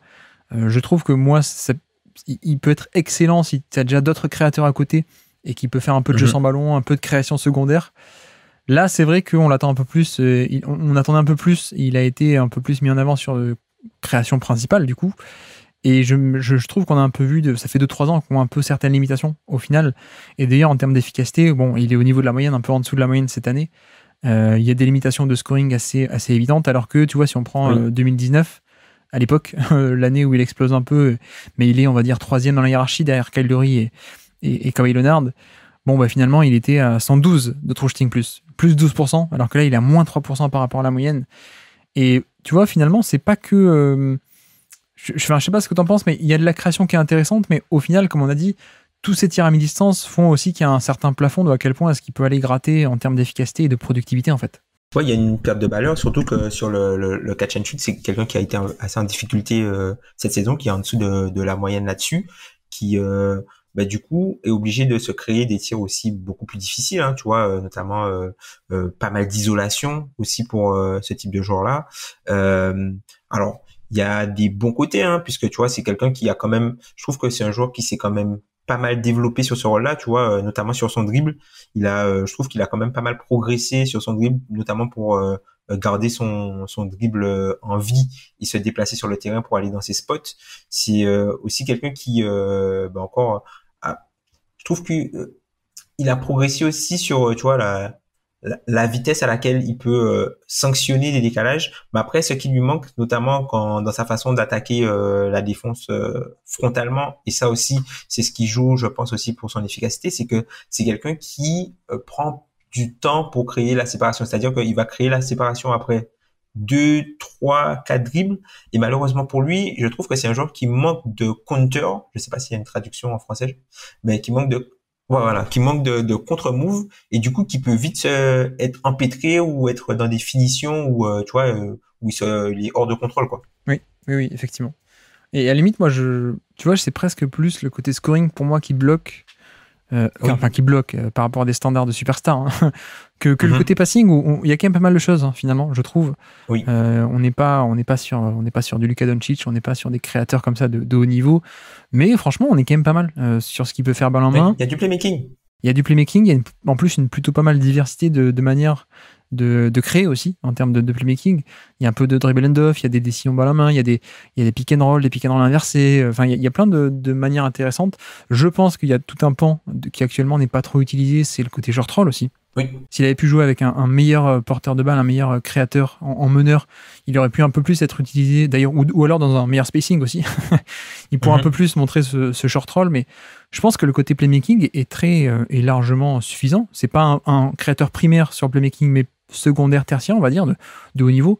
Mais c'est vrai que pour moi, il y a un peu de limitation au niveau du scoring, parce que l'efficacité n'est pas là, mais parce qu'il n'est pas capable de, par exemple, au niveau du drive, je trouve qu'il ne va pas à volonté au panier et il n'a pas une productivité qui est semblable à des joueurs d'élite, quoi. Et on pourrait croire, parce qu'il est grand, il est assez athlétique, enfin il est même très athlétique avec des longs bras, mais ça coince un peu parce que il va plutôt pas mal lancer franc, mais pas non plus de type d'élite. Il y a des problèmes de toucher de balle aussi, je pense, un peu évident, parce que c'est un peu classique, ça, des joueurs qui évoluent un peu sur le tard. La technique, tu l'apprends, mais le toucher de balle, c'est quand même un capital un peu de base ou que tu développes très tôt, quoi. Donc, tu peux apprendre la technique, tu peux apprendre à faire des dribbles, mais le toucher de balle, ça évolue quand même beaucoup moins. Donc c'est là-dessus où je pense qu'il y a un package qui est finalement très intéressant, avec un jeu qui s'est développé, du pull-up, de la création balle en main, une star qui, je pense, pour son niveau et son statut, peut être utilisée de plein de manières différentes, ce qui n'est peut-être pas le cas d'autres joueurs un peu de statut similaire, d'autres stars. Mais je reste un peu sur ma fin sur le scoring, peut-être, et je sais pas à quel point je suis sévère ou pas. Pour moi, ce serait par exemple, tu vois, le joueur parfait en complément à Dallas, tu vois. En complément avec de gros guillemets, tu vois. Mais pour moi, ce serait vraiment le joueur parfait qui devrait atterrir, qui pourrait, et j'espère qu'il pourra atterrir dans cette équipe-là, puisque ça ferait vraiment une superbe équipe avec Doncic et Kyrie, notamment. Et en fait, tu vois, tu disais tout à l'heure que le contexte ne joue pas en sa faveur, mais j'ai l'impression en fait que rester là, dans cette configuration-là, ça risque de faire encore plus baisser sa valeur, puisque Oui. là, quand tu vois que Van Vliet a été remplacé par Dennis Schroeder, tu gardes Scottie Barnes, tu as OG Anunoby et ensuite tu as Jakob Poeltl. Là, tu te dis, ben, en fait, les zones de Pascal Siakam où il pourrait faire la différence et faire gagner des points sur l'efficacité, ben, elles seront déjà prises par d'autres personnes. Oui, Donc lui, il va devoir se cantonner à prendre des tirs à mi-distance ou des tirs difficiles avec une raquette bouchée, quoi. oui. Donc déjà, tu vas peut-être lui demander plus que ce qu'il devrait faire en termes de création, mais en Exact. plus, il va pas être optimisé pour le faire. Donc c'est un C'est peu ça. Et les endroits où il pourrait gagner, par exemple en valeur, ben ce seront, comment dire, bah, si tu veux, c'est un joueur qui, par exemple, pourrait bénéficier de faire partie du spacing, mais là qui devra se cantonner à être le spacing en fait. oui, oui. Oui. Et alors que ça coince, parce que spacing, d'ailleurs, on l'a pas dit, mais Et 32% à 3 points. oui, Autant il a le pull-up plutôt pas mal, au niveau de la moyenne, les longs tirs à 2 points sur des pull-ups. Autant le 3 points, il a 32%, et voilà, il y a que une ou deux fois, autour de 2019 et 2020, où il était à 37 ou 36%. Mais sinon, on est quand même un peu en dessous de la moyenne. Donc, ouais, comme tu dis, l'environnement est pas idéal, mais c'est là où c'est dommage. Enfin, tant mieux pour notre exercice, parce que nous, on juge ce qui a été de facto, et le joueur, hein, surtout. le joueur que c'est, ouais. Voilà, Mhm. exactement. Mais c'est vrai que c'est dommage, parce que moi, je trouve que pour quelqu'un, encore une fois, de son statut et des joueurs dont on va pouvoir discuter un peu autour de lui, comparé à d'autres, il a un scoring beaucoup plus varié. Il peut être utilisé de manière très différente. Comparé à certains, il a plus de playmaking. Et puis aussi, il y a le côté défense. Je sais pas ce que tu en penses, mais là-dessus, on a encore un vrai joueur très positif en défense. Oui, on a un joueur positif, tu vois, on parlait de Scotty Barnes tout à l'heure. Alors, c'est vrai que ça, je pense que ça se joue entre lui, OG Anunoby et peut-être Jacob Poeltl, par exemple, en fonction du type de défense pour les trois meilleurs défenseurs de l'équipe. Mais je trouve que Pascal Siakam n'est pas en reste défensivement, même si je trouve que le Pascal Siakam qui s'est révélé en 2019 était un peu meilleur défensivement, du moins avec plus de jus et on va dire se faisait plus sentir défensivement. Tu veux dire qu'il dédiait plus de jus à la défense à l'époque où il avait moins d'attaque aussi, peut-être. Voilà, c'est Ouais. ça, c'est ça. Donc tu vois un peu des vases communicants Ouais. comme tu aimes très bien le dire. Donc du coup il y a un petit peu moins de valeur sur la défense, mais quand même tu vois ça reste un très bon joueur en fait, Pascal Siakam. C'est vraiment Oui. un super joueur et malheureusement pour lui, je trouve que le contexte le défavorise grandement, mais malheureusement on peut pas faire abstraction on peut pas faire abstraction du joueur qu'il a été simplement à cause du contexte. On est bien obligé de juger ce qu'il a produit. Oui. Oui, le contexte n'a pas aidé le de facto. Donc, je te rejoins là-dessus. Mais là encore, tu vois, défense, bon, pas élite, je te rejoins. Mais il a aussi ce petit bonus que c'est pas que de la défense extérieure. Et Oui, là-dessus, pour moi, ça a encore plus de valeur de pouvoir faire un peu plus défensivement, parce que c'est un poste et des rôles plus différents que simplement oui, la défense au point d'attaque, par exemple. oui. Donc là-dessus, ouais, j'avoue que je suis un peu, peut-être un peu plus bas que la moyenne au niveau du scoring, parce que certains aiment beaucoup le volume, et moi, je m'attarde souvent un peu plus sur l'efficacité que sur le volume, pour le coup. Mais par contre, tout le reste, je pense que je suis vraiment assez haut sur le côté playmaking, le côté défense et le Pareil, côté diversité du pareil. profil. Donc, il y a pas mal de choses à aimer, je trouve. Et comme tu dis, j'espère que si on fait la syllabe en 2024, peut-être qu'on parlera de quelqu'un qui sera soit à Dallas, soit en tout cas dans un environnement où il sera un peu plus optimisé. Je sais pas, mais peut-être, tu vois, à côté de Lillard, ça serait cool aussi, hein, pour le coup. Ça pourrait être très cool. Où ça, à Miami ou à Portland? Ah, ok, ici, du coup. Ok, ici, ils avaient trop de shooters. Il manque de non-shooters, donc on va faire venir Pascal Siakam. Mais bref, avec tout ça, où est-ce qu'on l'imagine alors dans le classement? Alors moi, je l'avais dans la zone euh, Lavine, DeRozan, Mobley Ouais. à peu près. Un peu devant Sabonis, même si Sabonis a été très fort cette saison, mais je l'ai un peu devant Sabonis quand même. Oui, je suis d'accord. J'avais un peu la même zone. J'avais un peu la même zone de Bradley Beal, Jean Holiday, Zach Lavine, DeRozan. Est-ce que Mobley est peut-être pas un petit peu bas? Je ne sais pas. J'ai l'impression de dire ça tous les épisodes. Est-ce que Mobley est pas un petit peu bas? Est-ce qu'on pourrait pas remonter Pour Mobley? moi, non. Pour moi, Non, non. pour toi? Franchement, Pour pour toi, non? moi, Ok. non, pour moi, non. Alors oui, la défense est élite, mais je trouve qu'il manque quand même pas mal de choses offensivement pour être à ce niveau-là. Enfin, pour être là où les autres sont. Et quand tu regardes ceux qui sont en haut, en dehors peut-être de Draymond Green, offensivement, c'est un autre niveau que lui. Oui, oui, oui. Et peut-être Gobert aussi. À quel point on monte alors? Si on dit que la fourchette basse, c'est Evan Mobley, est-ce qu'on fait passer Siakam devant DeRozan, devant Lavine, devant Holiday, devant Bradley Beal? Moi, j'irais au max où je peux aller, c'est devant Bill. C'est au max où je peux aller. Je suis d'accord. Mais j'ai peut-être envie de laisser Bill devant. Quoique, je sais pas. Bill n'a pas été efficace du tout non plus cette saison. On peut faire passer Siakam devant alors. Et il vient toquer à la porte. Alors, on lui fait une fleur sur la valeur du contexte. Ouais. Et surtout, on fait pas une fleur à Bradley Beal qui a pas mis ses tirs cette année aussi. Non, mais tu vois, par exemple, j'aime bien la comparaison avec un Jrue Holiday parce que Jrue Holiday aussi a un scoring qui est pas implacable, un playmaking sympa mais pas génial. Mais pour moi, Siakam le fait avec une position défensive plus importante, donc il y a un petit bonus de valeur qui peut s'entendre aussi par rapport à Jrue Holiday. Et après, effectivement, on était un peu en haut de ce tir-là pour moi. Pour moi, quand on passe à Garland, Fox et Haliburton... Oui, c'est autre chose. La création, c'est différent. C'est ça, ouais. La création, c'est différent. Ouais, donc il peut faire un peu la passerelle entre les deux, alors, si ça te va. On le met là. Quoi? Entre Garland et Bradley Beal, alors, ça me va. Ah oui. Très bien. Alors, petit quiz pour finir. Nous sommes le 25 février 2023. Oui, 2023, pas 2013. Et c'est un crossover, un ankle breaker, comme disent les jeunes. Ankle breaker contre Détroit. Ankle breaker plus le N1. Je suis allé chercher un quiz un peu difficile pour toi. Contre un joueur de Détroit. Est-ce que tu es capable de citer des joueurs sur le terrain? Alors, du côté de Toronto, on aura Van Vliet. Pas sur le terrain, non. Ah, il est pas sur le terrain. Donc, est-ce qu'on a Gary Trent? Oui, tout à fait. Est-ce qu'on a Ojianunoby? Non, on est sur le quiz difficile du jour, Tom. Ok. On va faire la rotation. Est-ce qu'on a Banton? Il n'y a pas Banton. Delano Banton? Non. Alors, on va aller plus loin à Toronto. Pat Potel, il jouait déjà. Il n'était pas sur le terrain. Il n'est pas sur le terrain. Donc, il y a Chris Boucher. Exactement. Il y en a un peu plus, je vous le mets quand même.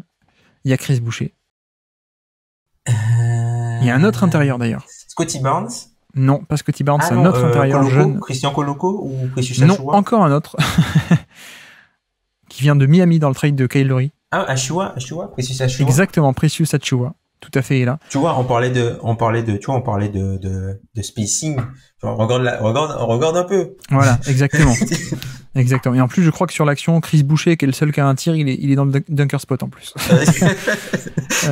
Et le dernier, je peux pas te le faire deviner, c'est Jeff Downton. Ouais, Downton, un truc comme ça. Ouais. Tu connais? Ouais, vite fait, ouais, j'ai pu le voir un petit peu, je crois que c'est un arrière. C'est l'arrière. C'est ça, ouais. J'ai pu le voir un petit peu. De toute façon, c'est soit lui, soit Malachi Flynn. Si c'est pas. J'aurais pas su te le faire deviner, donc je préfère te le donner comme ça. Jeff Downton. Ben, c'est ça aussi, tu vois, quand tu joues beaucoup de minutes, ben, tu te retrouves avec des line-up. C'est vrai. C'est vrai. Et côté Détroit, alors? Côté Détroit, Ivy. Non, pas sur le terrain, Ivy. Non. Alors, s'il est pas sur le terrain, ça doit être notre ami Corey Joseph. Joseph n'est pas sur le terrain. Il est pas sur le terrain non plus? Non. Marie non plus. Kylian Hayes, alors? Oui, Kylian Hayes est sur le terrain. Ok. Après, on peut avoir peut-être Isaiah Livers. Exactement, Isaiah Livers. Tout à fait. Exactement, c'est lui qui prend le crossover. Ouais. C'est lui qui prend le crossover. Tout à fait. C'est vrai qu'il a pas une très bonne vitesse latérale. On doit avoir aussi, peut-être, du coup, on doit avoir Wiseman. Non. L'autre intérieur. Duren. Non, c'est la spécialité de New York, les petits gâteaux là, tu sais, la spécialité new-yorkaise. Ça te dit rien, les sandwichs. Non, du tout. Quelqu'un qui a été drafté devant Luka Doncic. Ah, Bagley. Exactement. Mervyn Bagel. Bagley. Ah oui, tu vois, quand tu m'as dit, quand tu as fait l'intérieur, non pas celui-là, on aurait pu en faire 5-6, hein.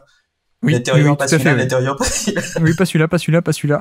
Non, le jeune intérieur, non, pas celui-là. Non, l'autre jeune, non. Bogdanovic, du coup, peut-être? Oui, exactement, Bojan Bogdanovic est là. Bojan Bogdanovic. Du coup, il me manque un nom, il me manque l'arrière. Est-ce que c'est pas Alec Burks? Exactement, Alec Burks. Qui a commencé à Utah à l'époque où il était associé à Trey Burke. Les Burks et Burke du côté de Utah à l'époque.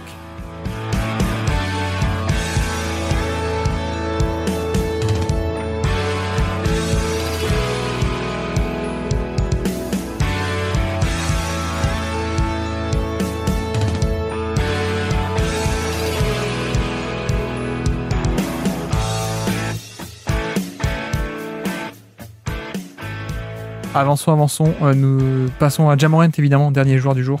Ja Morant, 32 minutes par match, 61 matchs, 96 de true shooting plus, moins 4% par rapport à la moyenne, par rapport à 100, 96.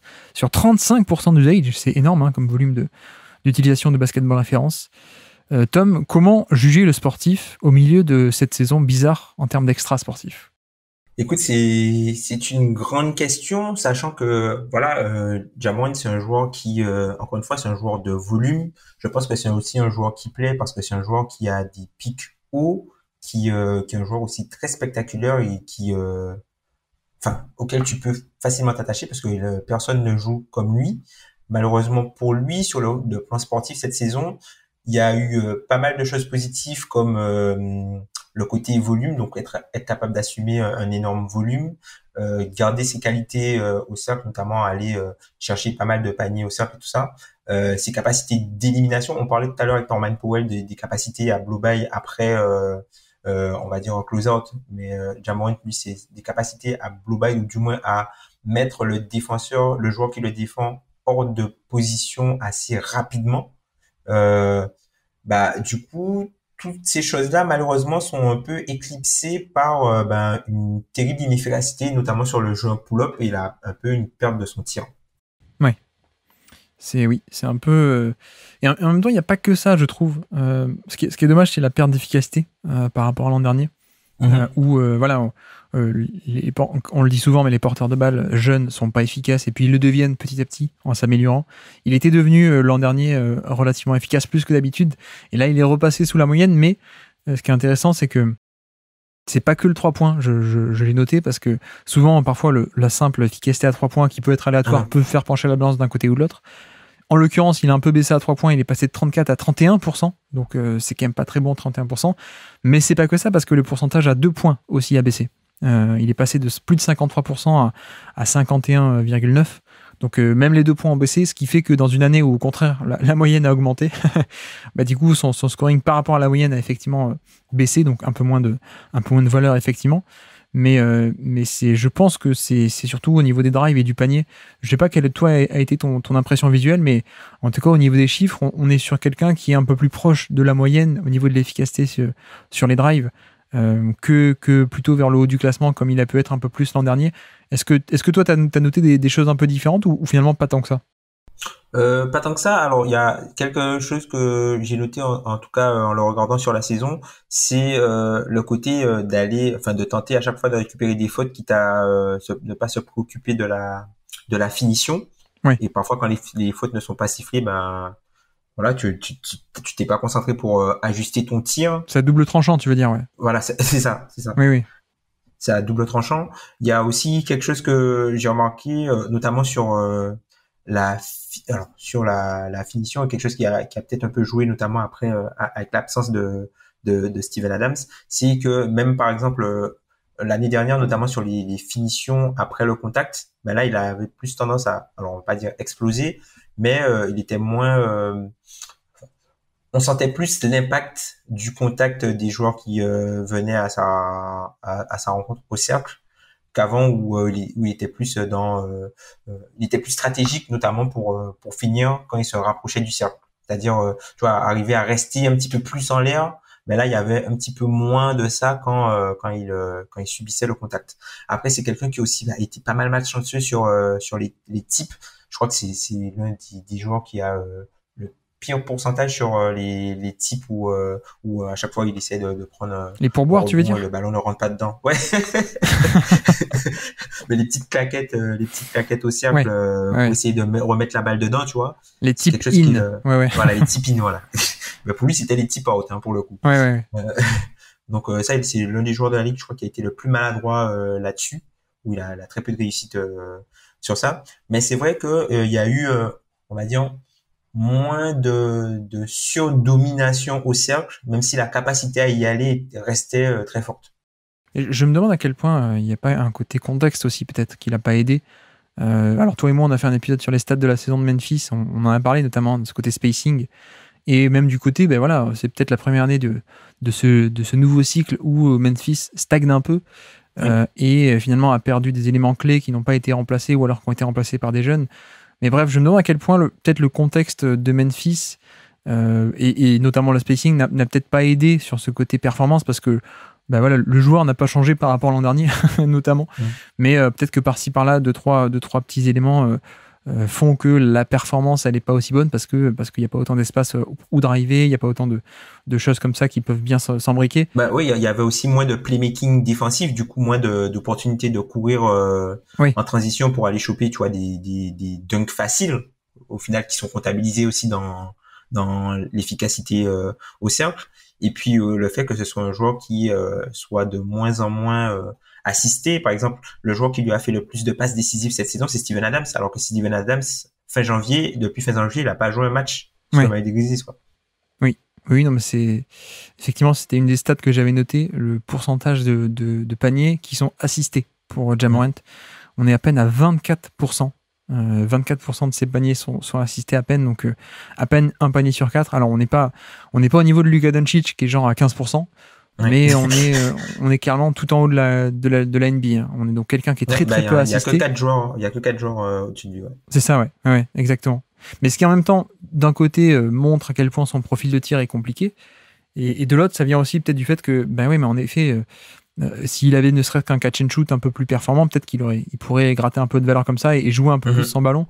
Là, c'est vrai qu'à quel point, enfin, il y a un côté bien, il y a un côté pas bien aussi, quoi. C'est un peu les deux. C'est pas, il faut choisir, il y a un peu les deux. Il est pas très actif sans ballon et pas très dangereux sans ballon.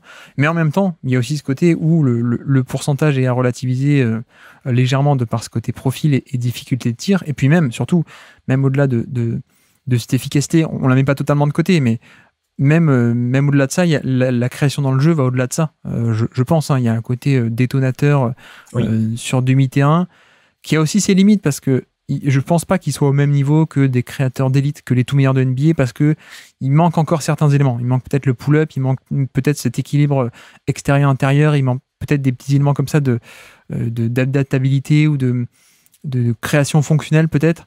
Mais on est quand même sur quelqu'un qui pour créer le premier décalage dans une défense va être extraordinaire, quoi. Bah tu vois, c'est quelqu'un qui a quand même pas mal progressé, je trouve, depuis l'an dernier pour sneak le pick and roll. Oui. Pour un peu sneak le pick and roll et arriver dans la raquette tout en restant en contrôle. Je trouve aussi que c'est malheureusement pour lui, je trouve que c'est peut-être trop un joueur d'axe. Je sais pas si tu vois ce que je veux dire, c'est-à-dire que c'est un joueur qui est très dangereux dans l'axe, mais quand il est sur les côtés, il n'y a pas cette fluidité, notamment sur l'attaque des close-out, des choses comme ça, même si je trouve que c'est quelqu'un qui pourrait gagner à faire un petit peu plus de Magedy cut dans son jeu, mais malheureusement pour faire ça, ça veut dire qu'il faut qu'il y ait quelqu'un d'autre qui ait la balle, et comme tu l'as mentionné, hein, 76% de ses tirs ne sont non assistés, et du coup c'est le seul joueur des Grizzlies qui est au-dessus des 52%, donc c'est en gros, quasiment toute l'équipe a un tir sur deux assisté, sauf lui. Oui. Non, mais c'est effectivement. Et même au-delà de ça, on l'a dit, mais quasiment tous ces tirs viennent du panier ou de proche du panier. Oui. Alors il prend quelques 3 points un peu pour faire genre, un peu le Marcus Smart de l'époque, mais il n'est pas très performant et du reste, c'est vrai que on est sur quelqu'un qui prend 40% de ses tirs au niveau du panier et 35% au niveau de la short mi-distance. Donc, calculez chez vous. Il vit dans la raquette. Voilà, c'est ça. Ça fait 40% et 35%, ça fait 75% de ses tirs qui sont soit autour du panier, on va dire. Et c'est là-dessus où je pense que ça a une certaine valeur, cette création de décalage, de par son explosivité incroyable. Mais ça a aussi certaines limites, comme je disais, par rapport à d'autres, dans le sens où il n'a pas encore ce profil complet, notamment sur du jeu au demi-terrain où face à des défenses un peu plus compliquées ou dans certaines configurations, certaines défenses vont arriver un peu à absorber ce décalage et quand elles le font, qu'est-ce que tu fais ou alors quand tu as des défenses qui font du drop et qui sont parées pour freiner ce décalage, qu'est-ce que tu fais là, pour l'instant, il n'a pas encore le pull-up, il n'a pas encore certaines armes peut-être pour faire sortir une défense de certains schémas ou alors pour les punir d'être dans certains schémas. Donc c'est peut-être le dernier step qu'il n'a pas. Et au niveau du passing, d'ailleurs, où est-ce que toi tu le situes en termes de passing? Moi, c'est quelqu'un que je trouve quand même un bon passeur. Je pense que c'est quelque chose, c'est un joueur qui a un très bon niveau de playmaking. Je trouve que il est plutôt créatif. Alors, encore une fois, il est pas au niveau de l'élite. Par exemple, c'est pas Tyrese Haliburton. Il a moins de magie sur le passing, par exemple, qu'un gars comme Darius Garland ou même que Luka Doncic. Mais je trouve qu'il est quand même dans le tiers du dessous. Alors, peut-être un peu en dessous de Trae Young sur la créativité du passing, mais je trouve qu'il est dans le tiers un peu du dessous où ce n'est pas qu'un passeur fonctionnel. C'est quelqu'un qui arrive à manipuler la défense, Ouais. voir les angles, faire ralentir le jeu pour trouver les bonnes places, les bonnes passes et arriver à les exécuter techniquement. Oui. Notamment, par exemple, toutes les passes, il arrive bien à gérer le tempo, notamment sur les feintes de départ pour la passe lobée, pour notamment avec les jeux avec Brandon Clark. C'est quelqu'un qui arrive très bien à lire, tu vois, par exemple, quand t'as Jaren Jackson qui va faire, ils ont une action où Jaren Jackson il fait un Danny Green cut et qui va arriver à trouver soit sur un lob ou soit dans l'autre coin Desmond Bane. Enfin, c'est quelqu'un qui arrive à lire le jeu et qui, au niveau du passing, même si il n'est pas flashy, il est plus que fonctionnel. Oui, je suis d'accord. Avec certaines limitations au niveau de sa taille, Oui. évidemment. Mais non, il y a quand même une bonne dose de créativité. Et après, l'autre question, c'est la défense. À quel point, toi, tu estimes que la défense tire vers le bas ou pas? Bah oui, c'est vrai que défensivement, c'est quelqu'un je pense que qui est négatif défensivement, qui a une fâcheuse tendance à un peu mourir sur les écrans. Et ceux qui jouent ceux qui jouent en sa défaveur, c'est qu'il est bien moins bon défenseur que le reste. Donc c'est pas à dire que c'est simplement un mauvais défenseur, c'est juste que par rapport à la moyenne défensive de l'équipe, il est en dessous, comme par exemple quand tu regardes le 5 majeur. Donc forcément, il va être attaqué parce qu'il est à ce point moins bon que les autres qui jouent avec lui, qui sont avec lui sur le terrain. Après, c'est quelqu'un qui peut avoir des flashs de brillance, notamment sur les recoveries. Et c'est un peu dommage où là où il avait cette valeur, on va dire en début de saison, il avait une valeur qui était assez intéressante là-dessus au moment où Jaren Jackson n'était pas encore là, où du coup il était mis sur le moins bon attaquant adverse et du coup il pouvait faire ces fameuses recovery play quoi, où voilà il joue, on l'avait un peu enfin pas en low man mais tu vois être pas loin de l'action pour pouvoir donner une certaine protection de cercle et utiliser sa verticalité. Et ça a marché pas mal, sauf que quand Jaren Jackson est revenu, on s'est rendu compte que c'était beaucoup plus intéressant pour l'équipe que ce soit Jaren Jackson qui ait ce rôle-là que lui. Donc du coup, lui, il est retourné sur le périmètre, et du coup, ça l'a aussi un peu plus exposé. Je suis d'accord. C'est là où le fait qu'il soit meneur, c'est peut-être là où c'est le moins grave d'être mauvais, mais je trouve qu'on est quand même sur en dessous de la moyenne au niveau de la défense. Oui. Donc c'est pas aussi cata que si t'es mauvais au poste d'intérieur, type Sabonis. Il y a moins de conséquences, on va dire, mais on est quand même pas très très élevé. Et avec tout ça, niveau classement, où est-ce qu'on le projette? Alors moi, je l'avais aux alentours de Trae Young, de Donovan Mitchell à peu près, notamment sur la valeur du volume, le côté playmaking, la difficulté des tirs pris et la valeur du coup de toucher le touch the paint, quoi, toucher la raquette. Oui. Non, mais effectivement, ça me va. J'étais dans la même zone, donc on peut le mettre là, on peut le mettre par là. Mais alors, en revanche, si je imagine Jaren Jackson n'est pas classé, on classe Jaren Jackson maintenant, tu le mettrais au-dessus ou en dessous de Ja Morant? Moi personnellement, je le mettrais en dessous. Tout simplement parce que pour que Jaren Jackson ait ce rôle-là et puisse faire ce qu'il fait, il faut qu'il ait, tu vois, si par exemple Ja Morant n'était pas dans l'équipe et que Jaren Jackson était la première option offensive, il y a des choses qu'il aurait pas pu faire, ou du moins ce serait pas, enfin, il aurait eu beaucoup plus de création primaire, ça aurait été un joueur moins assisté, et du coup, malgré la valeur défensive, je pense qu'il y aurait eu moins de choses offensivement et l'attaque l'aurait tiré un peu vers le bas. Oui, je vois. Ok. Eh bien, non, mais ça me va. Ça me va cette zone. Alors, ça me va tout à fait. Sachant que, imaginons la fourchette haute, si on imagine un Ja Morant, alors, par exemple, celui de l'an dernier qui était plus efficace et tout, la fourchette haute, pour toi, elle peut aller gratter jusqu'à où? Jusqu'à peut-être SGA? Jusqu'à Shea, ouais. Jusqu'à Shea. Ouais. Tu vois, par exemple, dans le DH20, moi, Shea, il est dans un tiers au-dessus avec Bam Adebayo.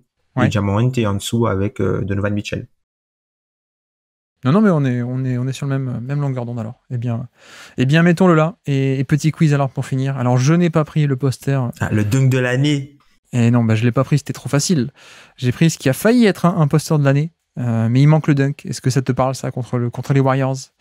Il ne fait pas le dunk au final. Ah oui. Nous sommes le 26 décembre C'est 2022. à Noël. Aïe, aïe, aïe. Oui, 25 d'ailleurs. 26, ça doit être la date de la vidéo, mais effectivement, oui. Donc 25 décembre, pardon. La vidéo est postée le lendemain. Bref, le presque poster dunk contre quelqu'un de Golden State dont je tairai le nom pour l'instant. C'est Jordan Poole qui a failli se prendre ça sur la tête. C'est pas totalement Jordan Poole, mais il est sur le terrain, je te le compte.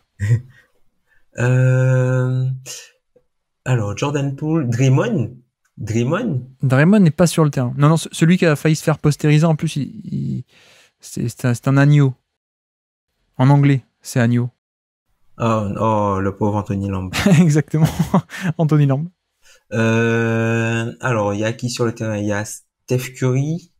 Pas Curry, non. Non, Il y a pas Curry, il y a Poole, il y a Thompson, du coup. Oui, tout à fait.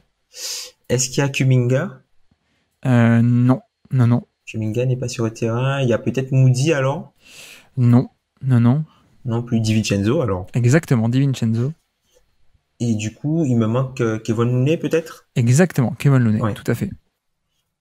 Et côté Memphis, alors, donc du coup, Morant, Bane, je crois qu'il est pas encore blessé.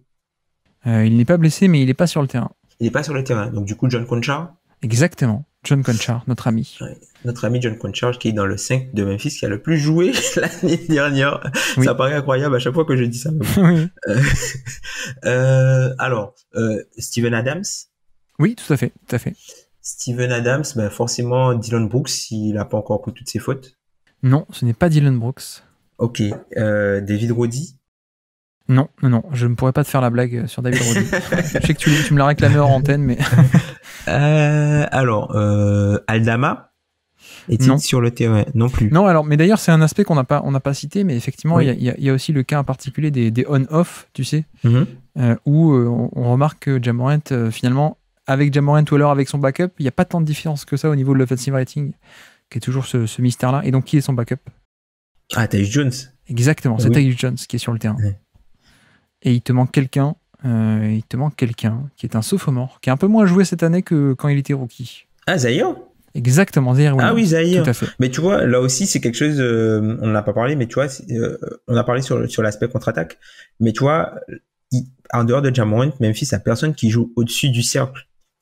Et tu vois, Zaire Williams et du coup Brandon Clark sont deux joueurs aussi qui permettaient, tu vois, à l'équipe de Memphis notamment d'avoir le côté change pace, enfin d'augmenter le rythme assez rapidement, mais d'avoir aussi ces paniers, cette gravité autour du cercle qui débloquait d'autres choses. C'est des choses qui n'ont pas, enfin qui a pas eu en fin de saison, où il y avait des joueurs, on va dire, qui étaient pas hyper athlétiques, et où la chose la plus importante qu'ils pouvaient apporter, c'était du tir. Oui. Mais je sais pas quel est ce mystère-là. Pourquoi est-ce que les chiffres d'offensive rating avec Ja Morant sont quasiment les mêmes qu'avec Tyus Jones et donc sans Ja Morant? Il est possible, Tom, que l'an prochain, on place top 50 Tyus Jones alors. Bah, écoute, il y a des chances, puisqu'il aura un rôle important. Après, je pense que la chose qui joue le plus sur Tyus Jones, notamment dans le côté offensif, c'est comme il perd très peu de ballons, au final, t'as des possessions. Et comme Memphis est quand même assez fort pour jouer le côté rebond offensif, t'as encore plus de possessions. Ouais. Donc t'as encore plus de possessions, et du coup t'as pas de, comment dire, t'as plus de possessions et t'as pas les pertes de balles. Ouais. Donc du coup tu peux avoir une attaque qui garde un bon niveau, là où Ja Morant a beaucoup plus de déchets, tu vois. Ouais, peut-être que l'attaque par tir tenté est meilleure avec Ja Morant, mais l'attaque par possession, finalement, elle baisse avec Ja Morant parce qu'il y a des pertes de balles, alors qu'elle baisse pas avec Tyus Jones. Ouais. Exactement, voilà. Ouais. Effectivement. Bon, on verra ça l'an prochain. Tu sais où est-ce qu'il est l'an prochain? On va être copains. Ah ben oui, écoute, c'est le backcourt Tyus Jones, Jordan Poole.